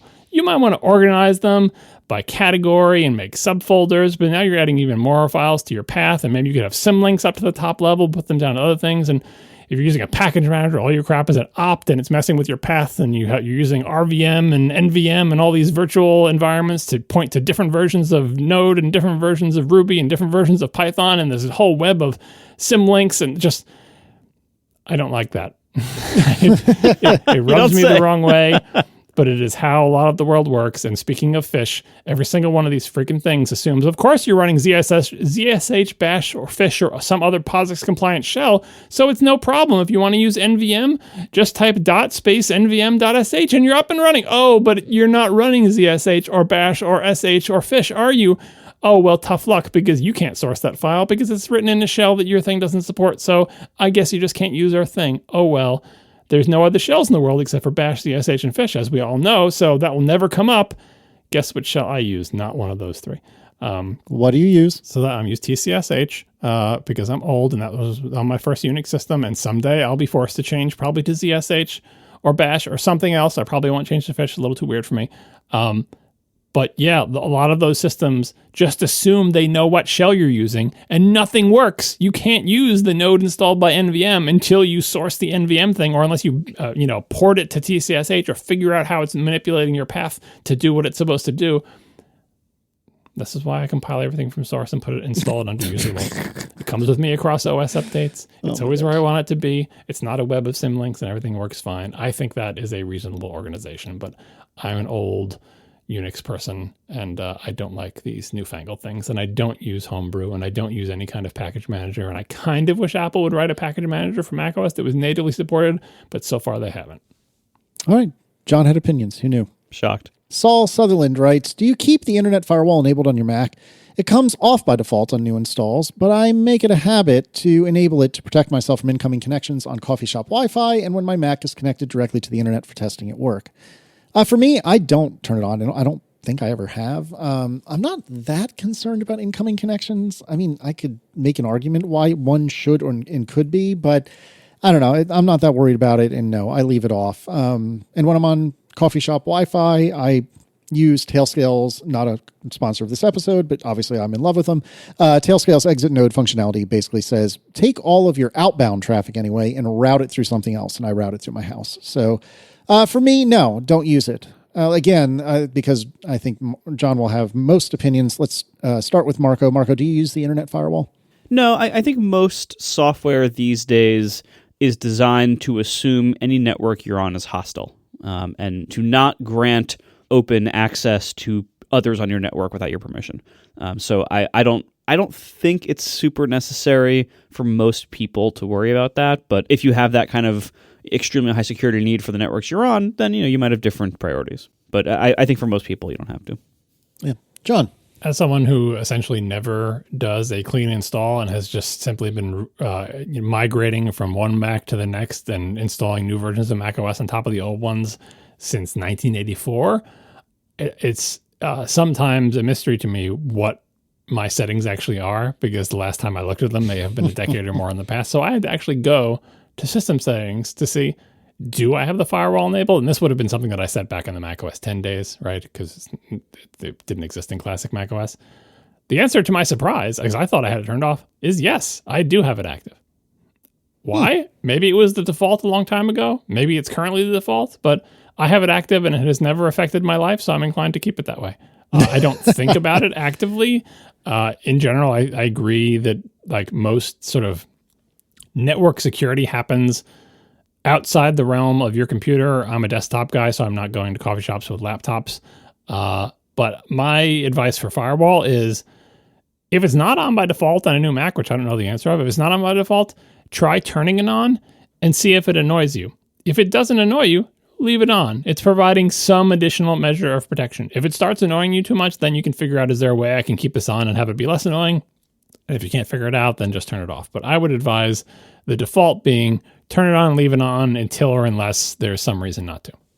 Torstein writes, is Marco still using his XT5 or did he go back to his iPhone again like he predicted he would? Also, what are the rest of y'all using these days going into the holiday season? iPhones or cameras? I guess since Marco was quoted in this one or named in this, why don't you start, Marco, and then I'll continue after you. Yeah, so my Fuji X-T5 remains my most commonly used standalone camera that's not an iPhone. I believe I've mentioned a couple times in the past, I did really bite the Fuji bug or get bitten by the Fuji bug hard. And last year, around the Black Friday season, I picked up on great sale their giant medium format GFX 100S. It has since been succeeded by the GFX 100S2. I have the first one. Whenever I'm willing to carry around a very big camera, I bring the GFX 100S, and it is ridiculous. And I only have I only have two primes for it. I have the 110mm portrait and the relatively little pancake lens for it, which is the size of a grapefruit. The 50 or 55 millimeter one. I keep that 50-ish millimeter one on most of the time. That is my like landscape everything camera. Because it is so big and heavy, I more often have the Fuji with me. Like if I'm going somewhere with a backpack, I will often have the XT5 with me. Is what I mean. And on that, I have the little tiny prime lens or little tiny pancake prime for that. The 27 millimeter, which converts to like a 45-ish. I love that combo. It's a fantastic camera. The XT5, even though it is not technically as amazing as the GFX 100S, I greatly prefer its controls. I think it is my favorite camera I have ever used in terms of handling and controls and capabilities. It has tons of manual control dials, and so I'm able, especially when I have a lens, which most of my lenses do, where the lens has an aperture ring on it. Then I have physical controls for all of the main things. I have shutter speed, ISO, aperture, and exposure. All of those there's rings for if your lens has an aperture ring on it. I just love the X-T5 because everything is just clear and obvious. You can tell what all the important settings are just by looking at the top of the camera. That's how I like to shoot. It handles the way I want a camera to handle. Things are laid out in a great way, which is not what I can say about the GFX, but the GFX wins on tech detail. But anyway, the X-T5 I absolutely love. So to answer the question, whether I'm still using it or whether I went back to my iPhone, I never stopped using my iPhone to take pictures. Now when I have the ability to have a big camera with me, I do take pictures with the X-T5, and I really enjoy it. And in fact, today I was going on a sunny winter day walk at the beach, and I brought the X-T5 and I took some pictures around the beach of the snowy town, and it was delightful. So I do use the X-T5 as often as I've used any other big camera in the last 15 years, which is not incredibly often, but I'm glad I have it when I want it. Christmas, I'm going to be using both of those heavily.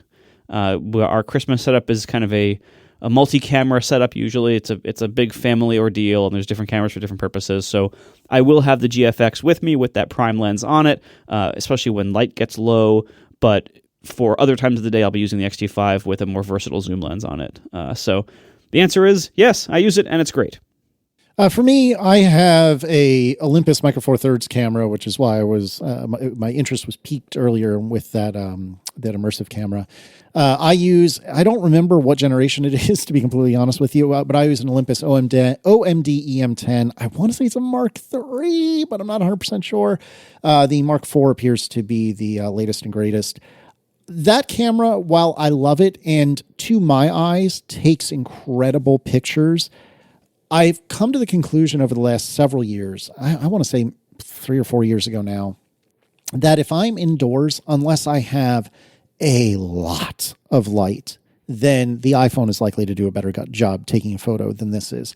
Obviously, the bokeh won't be nearly as good from the iPhone. In fact, it will either be synthetic or not great. But in general, I find that particularly indoors, the iPhone does better. And then outdoors, it depends on what I'm up to, because the Olympus doesn't have automatic, or my Olympus doesn't have automatic like HDR or anything like that. And so I will choose between having subjects that are, exposed properly in a washed out sky or vice versa. And so I do still use the Olympus, particularly when I want a zoom, because I have some flavor of zoom lens that I forget off the top of my head on it, which is, again, less relevant now with the iPhone's 5X camera. Or if I'm outdoors, for sure. If I'm outdoors trying to capture like people or whatever, I am 100% reaching for the Olympus. But that's about it. If I'm not outdoors in decent light, then oftentimes it's just less fuss to use the iPhone, and that's typically what I'm doing. John, I need you to keep this to under 3 hours. Which one of your 17 cameras are you using, and what scenarios, please? So for the holidays, really for everything except for Long Island beach photography, I use my phone, obviously, and also what I consider my main camera, which is the Sony a7 III. That Marco generously gifted me all those years ago. Love it. Still getting great mileage out of it. The lens I use on it is what I consider my sort of everyday lens. It's the most versatile single lens I have for this camera. It's the Sony 24-70 f2.8 GM2. What I like about that lens is the zoom range is reasonable. The aperture at 2.8 is reasonable, and the size is reasonable. You can get lenses with longer ranges, and with a wider aperture, they're all bigger and heavier. This one is already kind of at the limit of big and heaviness, but it is versatile enough that I can use it in any kind of indoor or outdoor scenario where I'm going to be taking pictures of people at an event or doing a thing. So Christmas morning is that camera, and occasionally the phone, which I will take out for. I don't do any video on my big camera. I do video only on the phone, and occasionally I'll take out my phone to do video and then snap some shots with it as well, depending on how quickly I need to get the shot. Is the camera around my neck? My family complains that all the pictures of me Christmas morning, I have the camera around my neck. But like someone's got to take the pictures, and it's going to be me. So any picture they take of me with their phones, which they're terrible quality phones, is me with a camera around their neck. So that's my plan for this year as well. Same lens, same camera. It'll be around my neck while opening presents. I'm going to be taking pictures of everybody else, and they're going to end up going in the calendar that hangs in the fridge, and it's just the way it works, plus my iPhone pictures. My iPhone pictures get better every year because, well, not every year. Every 2 years, my iPhone pictures get better because I get a better phone, and that trend continues. But it's going to be a little while before I ever upgrade the big camera. There are obviously many better cameras, but like me with my TVs, I'm waiting for that right better camera. Well, first of all, a better camera is going to cost me a whole bunch of money. So, and I'm looking at the Sony cameras because I want to be able to reuse all my lenses, and I like Sony cameras. And so I'm just waiting for that right one. Like the A7 R5 was actually a really good one, but I don't know if I want the R series with that much extra resolution. I'm not sure if I want or need that to make my photos bigger. The A1 was tempting, but super expensive. The new version of the A1 is like, oh, it's better, but they didn't change the sensor. Then there's the A9 with the electronic sensor. And it's like, maybe I should just wait until they basically have something with the dynamic range of the A1 series, but with the instant readout. Well, I forget what the name of it is, but like the electronic shutter instant readout thing of the A9. And that is a technology that doesn't exist yet. So I'm just sitting here waiting. I'm saying, in the meantime, I love my A7 III, take tons of pictures with it. I have lots of different interesting lenses for it that I use in occasions when I have time to prepare. But my everyday lens, the Sony 24-70 GM2, highly recommended lens, great compromise between image quality, weight, and aperture if you have to pick one single lens to use for anything. And when I take, sometimes like my kids are going to like a dance at school or something like that, like where I know I'm going to be taking pictures of people like all dressed up in their nice outfits, I'll put on one of my prime lenses to get better pictures out of it. But most of the time, the everyday lens gets me through. All right. Thank you to our sponsor this week, the members. Thank you so much, members. You mean a lot to us, especially, now we're getting all sentimental about holidays and everything. Thank you very much. You really mean a lot to us. If you want to join and be a member, one of the perks of membership is ATP Overtime. This week in Overtime, we're going to go through a wonderful idea John had. We're going to name, each of us is going to name our best tech thing of 2024, our worst tech thing of 2024, and the tech thing we are most looking forward to in 2025. If you want to hear that and every other thing we do in Overtime every week and all of our other bonus content and all the other benefits of being a member, you can join us at atp.fm/join. Thank you, everybody, and we'll talk to you next week. Now the show is over. They didn't even mean to begin, 'cause it was accidental. Oh, it was accidental. John didn't do any research. Marco and Casey wouldn't let him, 'cause it was accidental. Oh, it was accidental. And you can find the show notes at atp.fm. And if you're into Mastodon, you can follow them at CASEYLISS. So that's Casey Liss, MARCOARMENT, Marco Arment, SIRAC, USA Syracusa. It's accidental. They didn't mean to. Accidental. Tech podcast so long. So I thought maybe we could take the opportunity to do like a quick catch up on Aaron's car. If you recall, in June, when we were all at WWDC together, Aaron's old Volvo had a catastrophic engine failure. I forget which episode we talked about it, but you should go and listen to it. It is caused by a very small pebble. Correct. How are you not going to say, like, you're I was just waiting for you to get to that point. You're just going to say, oh, it had a catastrophic engine failure anyway, continuing on. It's like, no, it had a catastrophic engine failure caused by a pebble. It had a encounter with a pebble. It was defeated by a pebble. It was destroyed by a pebble. There's so many different ways you can do this. The important part is the Pebble. It was possibly the most interesting catastrophic engine failure I've ever heard. Yeah, see, there you go. So anyway, you can hear the details on a prior episode. I don't recall which one, but that was in June. And then in early July, we figured out that we really just wanted to stick with Volvo. And I don't need to hear any feedback as to whether or not that was smart. Don't care. That's what we did. It's already done. And what we did this time, though, was, Aaron had a Volvo XC90. It was a 2017. We bought a 2024. We leased, actually, a 2024 XC90. But this one is a plug-in hybrid, an XC90 T8. And basically what that means is it has a turbocharged 4-cylinder engine, and it also has a battery electric engine, motor, I guess, strictly speaking, if you will. And anyway, so it gets about 30 to 35 miles of range, generally speaking. We can charge it in about 5 hours from dead here at home, because we have a American dryer style plug, which is a 220 volt plug. I want to say it's 50 amps, something like that, which then gets converted down to, I think it's a 30 amp, which is all that the car wants because it's not a huge battery. I believe it's 18 kilowatts, excuse me. Something like that. Anyway, you were at the first you can time. Oh, so there we go. I screwed it up. But I thought it would be interesting to talk about what it's like for someone to have a plug-in hybrid car. And I got to tell you, for our particular needs, and our particular needs are relatively unique, but for us, I freaking love this thing. And I think it was the perfect solution for our family. So generally speaking, Aaron drives 10 miles in a day, maybe 20 at most on an average day. And I just told you that the battery lasts roughly 30 miles, give or take a little bit, generally speaking. So that means that almost all of her driving she can do on electricity. And that also means that we bought the car, I want to say it was July 10 or thereabouts. I forget exactly what day it was, but it was in the top half of July. A couple of weeks ago, we put our second tank of gas in the car. How much horsepower is the electric motor? I honestly don't know. I want to say it's 100 horsepower, but I really, truly don't remember off the top of my head. Because I was wondering, if are you forcing it into EV only mode? Essentially, you get in, you put it into the mode that says don't use the gas engine at all. There is that does exist. It's called Pure, and I have done that a handful of times.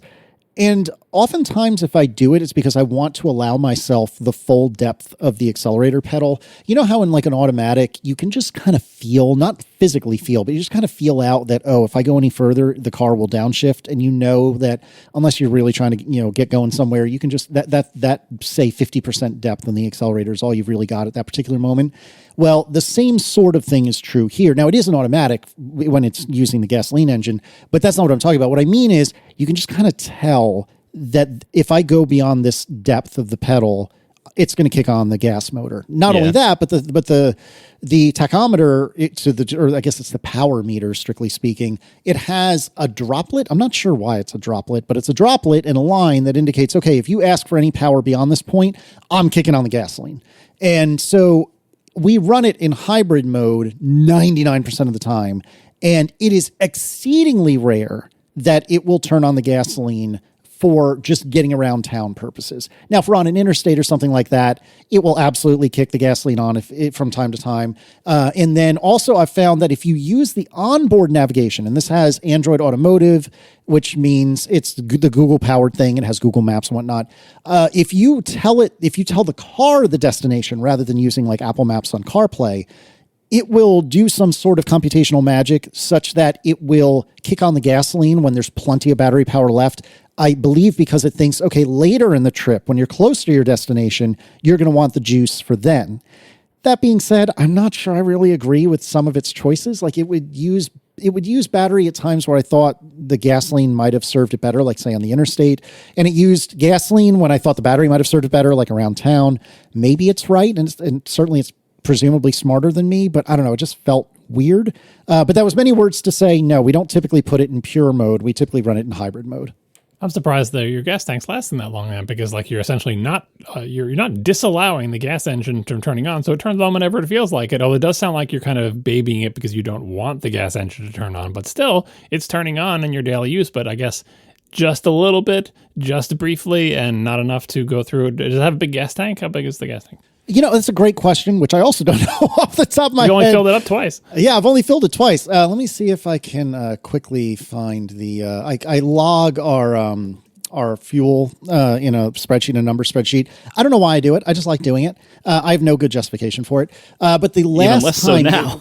Yeah, right. The last time we filled it up, it was pretty darn near empty, and we put in almost 16 gallons, like just a shade shy of 16 gallons.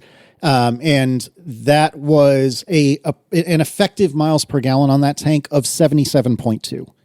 And that is by taking the amount of miles driven, divided by the amount of gallons burned. But again, that's not really fair because most of that time we were running on electricity rather than gasoline. That's one of the things that always worries me about hybrids, and we're so worried about Marco's i3's range extender is like if you don't ever use the gas engine, A, you're just wasting electricity hauling this big heavy thing around, and B, if you don't run a gasoline engine for long periods of time, it gets cranky. Like you do have to occasionally start it, and you are like it's clearly turning on. And although the auto stop start also makes me have empathy for the engine. Yes, I know they're designed to auto stop start. I know all the things they did to change the engine so they can do that and more robust starters and yada yada. It's still not good for the engine. Still, right? Concur. So I do worry that. You're just leasing it, so who cares? But like, it's one of the strange compromises about hybrids is, depending on how you use them, in like the quote unquote best case scenario where you're basically on EV almost all the time,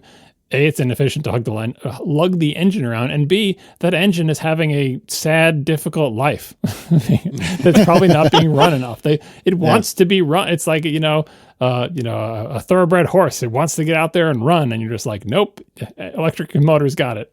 Yeah. And I mean, I would say that it probably, if I were to wager a guess, in the 6 months or thereabouts that we've had the car, I would say the gasoline motor has been on 10 hours or less, maybe. Like, it is very rare for the gasoline motor to run. See, that's not a good, healthy life for a gas engine. I know who cares about the whole point is you don't want to be burning gasoline. Like, I get that, but it's like, that's why I always feel like a pure EV is so much more of a simple solution, but, hey, live and learn. Yeah, and I mean, again, I can't find any particular beef that I have with anything you just said. I agree with you, but so far, 6 months in, it has been incredible because we almost never use gasoline. And again, it's been a couple of 1,000 miles. Shoot, I already closed the numbers document, but I think we were at at the time of the last fueling, here we go. We were at 3,000 miles at the time we last fueled it. 3,000 miles. And we have put in a sum total of 26 gallons of gas, which is just bananas.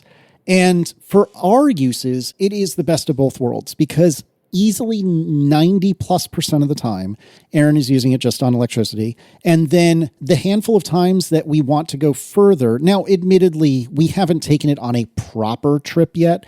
When I say further, I'm saying like a sum total of 100, 150 miles, which I know most reasonable EVs would laugh at. But that being said, anytime we want to take it further than 30 or so, then the gasoline just kicks on and it's no problem. And that's worked out super duper well. And I think our family could have a EX90, which is the full electric version of this car. I mean, it's strictly speaking a little bit different, but it's effectively the full electric version of the XC90. And I certainly think we could make that work without too much compromise. But I wasn't ready for the family hauler to be full electric yet. I 100% believe that I should have years ago gotten a full electric for myself. I haven't for several different reasons, but for the family hauler, I didn't want it to be full electric yet. And I stand by that for now. And honestly, I could make a strong argument about how wrong I am. So I'm not, this is a weak opinion held loosely. Right, exactly. It's a weak opinion held loosely. I'll be the first to tell you. But certainly for sticking our toe in the water, the plug-in hybrid has been excellent. And I'm really, really happy with it. The qualms I have with the car are, well, let me ask you guys, if you were to just hazard a guess, what do you think my biggest complaint about the car is? Infotainment. Close. Oh, I was going to say the transmission. No. Well, there is no transmission 90% of the time we drive it. No, it's software. The software is not great. And it's Google's Android Automotive. Now, maybe it's Volvo's application thereof. I've never had an Android Automotive car before. Yeah, Android Automotive is a perfectly solid foundation. It's all the crap that the manufacturers put on top of it that often has bugs. By the way, that's what I meant by infotainment. How am I close? I'm exactly right. It's infotainment. That's Well- that's the term of art for the thing you're describing. It's the software that runs on the middle things. Yeah, but I can't put my. Well, there are times that it's something at a lower level than the infotainment. 90% of my complaints, you're exactly right. It's the infotainment. But there are occasions, and of course, I can't put my finger on one specifically right this second. But there are occasions that it's something that I think is a lower level than that.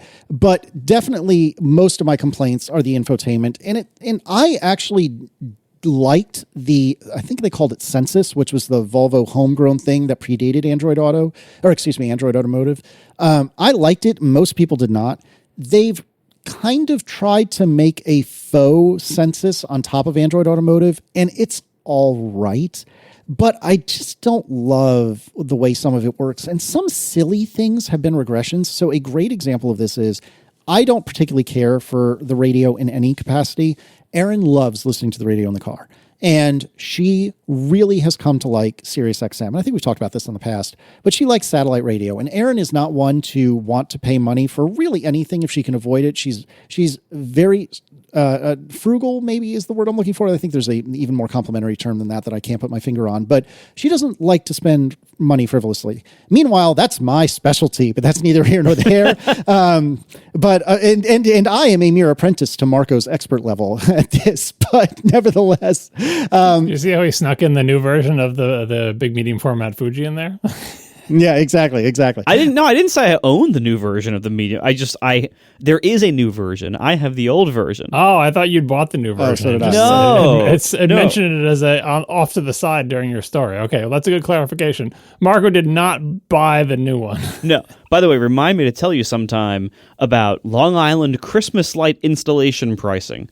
Oh my God. Anyway. Paying somebody else to do it? This is okay. I'm sorry for the derail. Go for it. This is a thing. I don't know how long this has been a thing. I'm relatively new to Long Island, but this is a thing so that there are a lot of houses, especially as you get towards the nicer blocks in town. A lot of houses have professionally installed commercial grade Christmas lights, and you can identify them pretty easily. I believe it's the C9 sizes. I think it's what they're called, but they're the large lights that are perfectly evenly spaced and are all perfectly aligned to outline the roof line and all the side lines of a house, and usually some of their landscaping and maybe their driveway and everything. This is so prevalent. I'm shocked how many houses do this. And first of all, I respect what they're trying to achieve. I do think it kind of goes against the spirit of Christmas lights if they're all perfect and corporate installed by somebody you're paying to put them on your house. I feel like that kind of is against the spirit of Christmas lights, and I prefer a more organic look where somebody just went out there themselves and draped some lights over their bushes. I like that look better. It's a little more homey, and I think that's kind of what I go for. But anyway, so there's all these just residential homes. Our kid saw this one time and was like, "Oh my God, we have to have that. How do we do that?" So we called around some different places that we saw signs for. You would not believe what this costs. On Long Island, I'm sure it's thousands. Yes, which greatly surprised us. And we were asking for a very basic thing, and it was the quote blew us away. We scaled it back quite a bit, but based on the quote that we got, and based on what everyone else was charging for the same thing, and based on what everyone else seems to be doing to their houses, I think there are at least 15 houses within a few blocks of here that have spent over $5,000, possibly over $10,000 for their Christmas light installation, and that's just for the year. That's just for this year. Don't forget about the electricity. Believe me, that's nothing compared to if you're paying $5,000 or $10,000 for your light installations every year, the electricity is not going to matter at all. Back when they were incandescents, I think you could compete with that if you left them on all the time. But yeah, with LEDs, hopefully it's not that much. It's shocking to me that people would pay $5,000 or $10,000 to decorate their house for 3 weeks. You see how it works because you just got done saying how you think it's, not to your taste, but then also you're looked into paying for some because the neighbors did it. That's how it works. The neighbors have the lights and you want to have the lights and just keeping up with the Joneses, and it's happening to you too. Because why did you even agree? Just because Adam wanted it and you're like, okay, well, I don't like it, but Adam wants it, so we'll do it. Yeah, I figure we'd try it for a year and then whoa. You could have hung them yourself. That's the old way. I saw this by just not doing lights at all. But when I was a kid, my dad and I did lights. We hung them ourselves, and it was dangerous and stupid. And that's the Christmas spirit. But these are somewhat involved to do yourself because it's one of those to get the perfect alignment. Each light has its own bracket. It isn't you're not just stapling a couple of staples to the wires. Oh yeah, no, I understand. I agree with you. I don't like that look. I when I'm hanging them, I say you have nails stuck into the eaves of your house, and you hang wires over the nails, and nothing is evenly spaced, and it's very organic. Yeah, that I prefer that look, but there are a lot of people who prefer this look, and I don't know. I once I learned how much it cost, it kind of ruined it for me. Now I'm just kind of oh my God, those people wasted so anyway, all this is to say that believe me, Casey, there are people who are way better at wasting money than either of us. Good to know. You could put a projector on your lawn, Marco, and have it project lights onto your house. Those things where they take project things onto server. They won't be as bright as the neighbor's lights, but you can have any configuration you want, and it's just one little projector. Oh my God. Yeah. So anyways, Erin doesn't really love spending money if she can avoid it, which is great because I'm very good at it.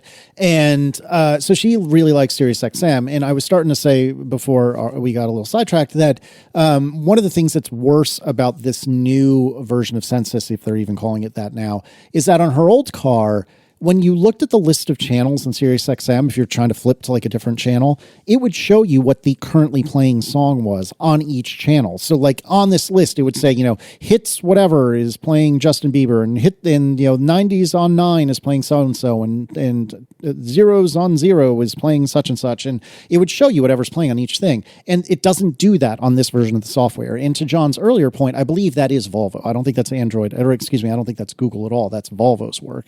And it's silly things like that are frustrating, and oftentimes there'll be little bugs and little quirks and every great once in a while we'll have to do a hard reset on the infotainment, which takes down everything, including the HVAC. So we can be hurtling down the road and have to pull a Marco in his Model S and have to reboot the center console. This has only happened a handful of times in 6 months, but every time it does, it's infuriating. And I can't tell if that's 100% Volvo, if it's 100% Google, or in all likelihood a combination thereof. But that drives me nuts. It's just the software is the issue on this car. And it's not bad enough that I would say don't buy one. I really do love this car, but it's the software. Oh, another great example. This hasn't happened in a while, actually. But when we first got the car, I don't know if it was where we had things stored in the garage or something like that. We have a fairly spacious garage, actually. But Erin would go backing into the garage, and it was not infrequent for the car to panic stop. And understandably, that drove her up a fucking wall, because every time it happened, it's intense. You're granted, she's not bombing into the garage. We back in because we're adults, and that's what adults should do. And we back into the garage. And so she's not driving at 15 miles an hour into the garage in reverse, but she's going quick enough that if you get this thing panic stopping, it's all of a sudden, it's stopped. You're going from moving to dead. And 90%, or maybe not 90% of the time, but a lot of the time she has kids in the car, and it scares the piss out of the kids too. Of course. And so we rearranged a couple of things we had in the garage that really were not that close to the car, but were close enough that I think it might have been setting this off.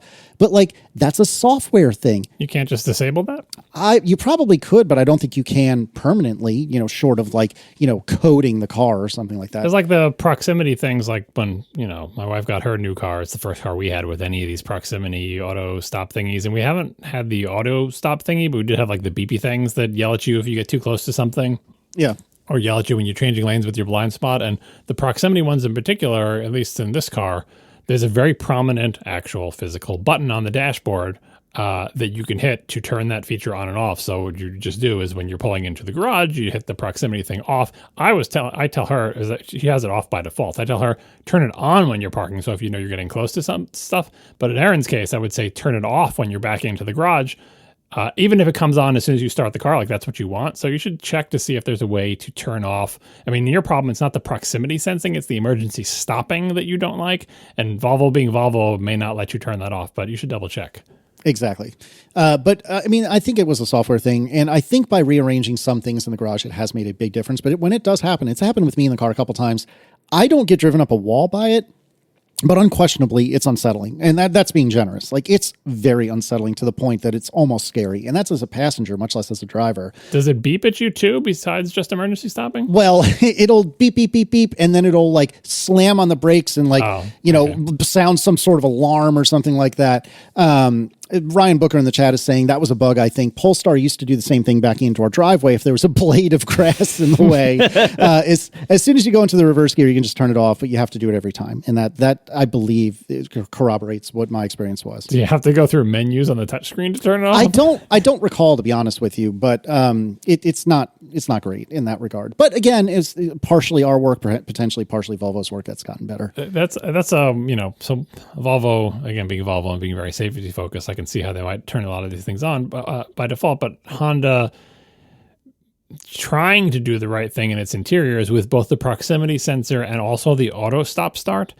The proximity sensor, again, a prominent button directly on the dashboard dedicated to this, just turning the proximity on and off, and it defaults to on, but then you can turn it off, or I think you can set it to default to off and then you can turn it on, but then the auto stop start has to default to on for them to get the good EPA, like mileage rating, blah, blah, blah. Mm-hmm. So it always turns on, but it's right by like the gear shift lever, like the auto stop start button. And there is an $80 thing, as I think I mentioned when she got this car. There is an $80 thing you can buy and shove inside your dashboard that will turn it off by default. But Honda's trying to say, look, we know which features of our car are annoying, and we will give you ways to defeat them that are as convenient as possible, very prominently located, easy to reach, easy to see. The auto stop start thing has a gigantic dedicated badge on the LCD instrument cluster, so you always know when it's on and off. It never goes away. It's like the most important thing on the display besides like the amount of fuel you have and your speed. But they have to turn it on by default for safety reasons. So Volvo is not really meeting you halfway about knowing which things are annoying. I think they probably just think this emergency stopping thing is going to save your life someday. And you're like, I'm just trying to back into the garage. Yeah.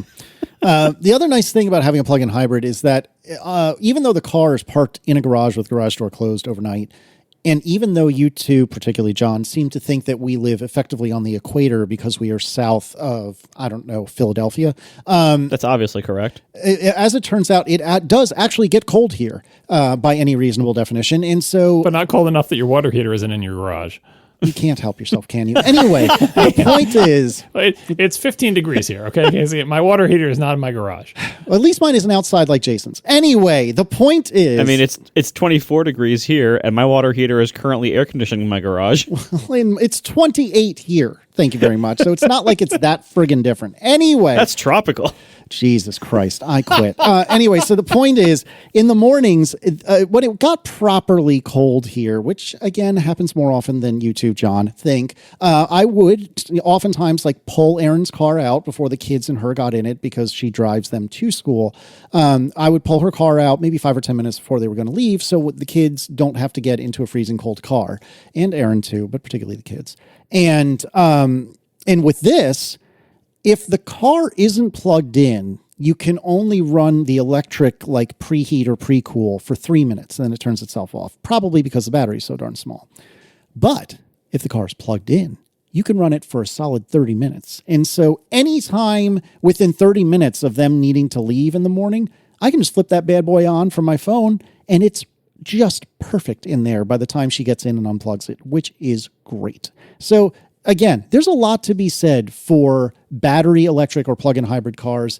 I'm sure there's other things I'm not thinking of that I could say about this, but I got to tell you, if you're in a situation where most of your driving happens within the range of the battery on your plug-in hybrid, but you still want to be able to drive 200, 300, 400, 500 miles without having to stop for 45 minutes at a clip, then I got to tell you, I am really happy with our plug-in hybrid. And I really do think that my next car will be full-on battery electric, and that will actually probably make some very interesting changes in the way Erin and I drive our cars, because right now it is very clear that I have my car and she has hers because she can't drive a stick.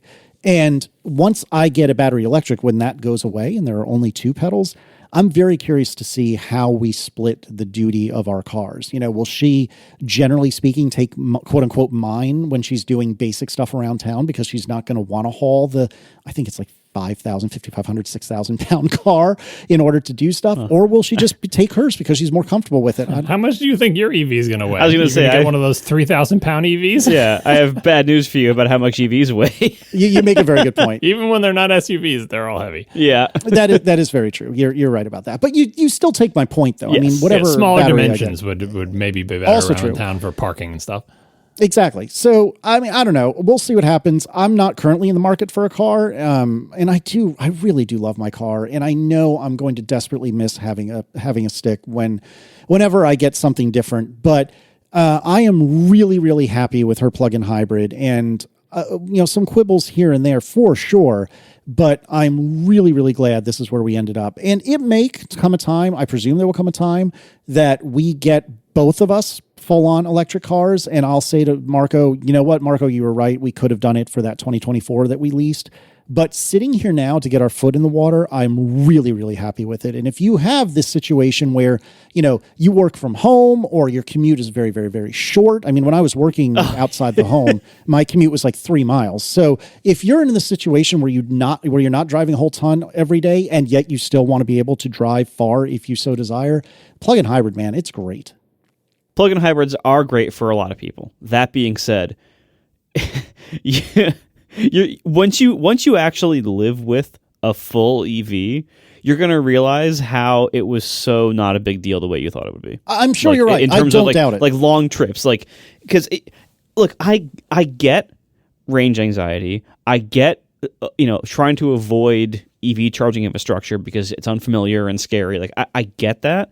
And yes, there are downsides for certain use cases for EVs, but it's so much less of a big deal than people think it will be to take EVs on long trips before they own them. Once you own one and live with it and actually do it, you're like, oh, that's fine. It isn't better in every way, but it's better in a lot of ways, and it's not that much worse than you think it'll be in the few ways it is worse. So it's not a big deal, but in the meantime, plug-in hybrids are a good transitional option, and so I'm glad you're enjoying it. I'm glad it's working as kind of training wheels into the world of electric, and I'm glad you're able to enjoy some of those benefits of electric only use or electric primary use in the meantime. So that's great. Yeah, I couldn't agree with you more that this is training wheels at the moment, and the funny thing about this is that if I'm honest with you two, there are definitely times that Aaron's prior XC90, the pure gasoline XC90, there are definitely some multi-100-mile trips we went on with that car. But generally speaking, in an average year, the longest trip that Aaron's car made, in this one will make, is 140 miles, which is well within the range of, now that's one way, mind you. So what is that? About 300 miles round trip, which is still almost, I would say most electric cars, jump in Marco, but most electric cars have roundabouts of 250 to 300 mile range. So even round trip, we could probably do it in one charge if we really needed to. But so generally speaking, her car does not go far. So that's even more credence that I'm full of it. And Marco's right that we should just have a full battery electric for Aaron. You're currently using an EV with 35 miles of range. You realize that's your yeah, living. yeah. That is able to serve all of your needs with an EV with 35 miles of range. It just happens to weigh 5,500 pounds. I agree. You're not wrong. That being said, we are going on a longer trip this upcoming summer, which is 320 miles each way. But that doesn't mean we couldn't charge when we're there. And it's going to be a week-long trip. So, presumably, even if we were plugged into a standard 110-volt outlet, I would assume in the span of literally a week, we would be able to top that thing up. So, but you would never do that because fast charging is really easy. Also fair. But my point is that, it could happen. I'm not trying to say that it is an impossibility for us. It's just something that I certainly wasn't comfortable with. And if I wasn't comfortable with it, there is no chance that Aaron would be comfortable with it.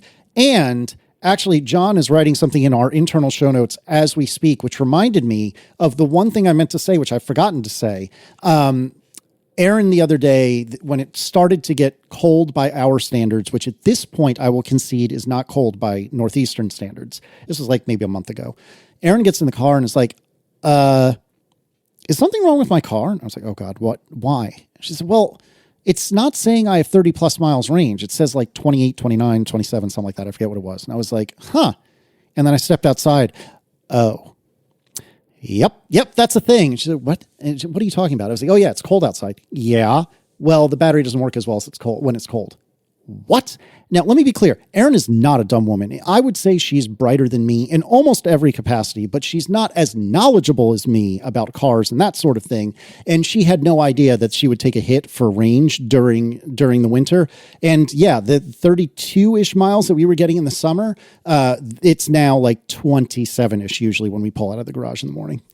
Yeah, but again, like, yes, that is like a thing that happens, but that's less about like inherent shortcomings of EVs and more just about lack of familiarity. Like I always think I agree. There was that one blog post that we linked to 1,000 years ago from like, it was like written from the perspective of somebody who's just discovering gas cars for the first time after having EVs. Oh yes, that was very good. I forget. I don't think we could find it, but that was we'll very dig good. It up. But yeah, but it was like I love that perspective because it's like a lot of what people consider downsides of EVs are not considering similar downsides of gas cars, or it's like it's comparing it against like a perfect ideal that doesn't exist rather than looking at what actually is. There's downsides with everything and there's different trade-offs. Part of the reason why EVs have to make their own heat in the winter, which is somewhat inefficient and uses more range, is because there isn't a giant inefficient heat reaction happening as it operates to drive itself forward the way it is in gas. Like gas cars can heat the cabin basically for free because there is just so much waste heat coming out of the engine. Right, exactly. And you're like, okay, well that's great, that's free. But then you're like, well, you mean we're wasting all of that energy all the rest of the time? And it's heating up the world all the rest of the time, like that isn't without downside either, so like there is, there's a lot of kind of, just, gas car, bias in our minds because it's like we've accepted that as normal. We have internalized like, yeah, well, this is just how quote normal cars operate. So then when EVs come around, like we see all the differences without realizing like there's a lot of downsides to gas cars too. Oh, definitely, definitely. And again, like I will never say that EVs are better at everything. I will say that they are better at most things. and again, like the ways they are worse are not as much worse for most people as they might think. But in almost every other way, they're better.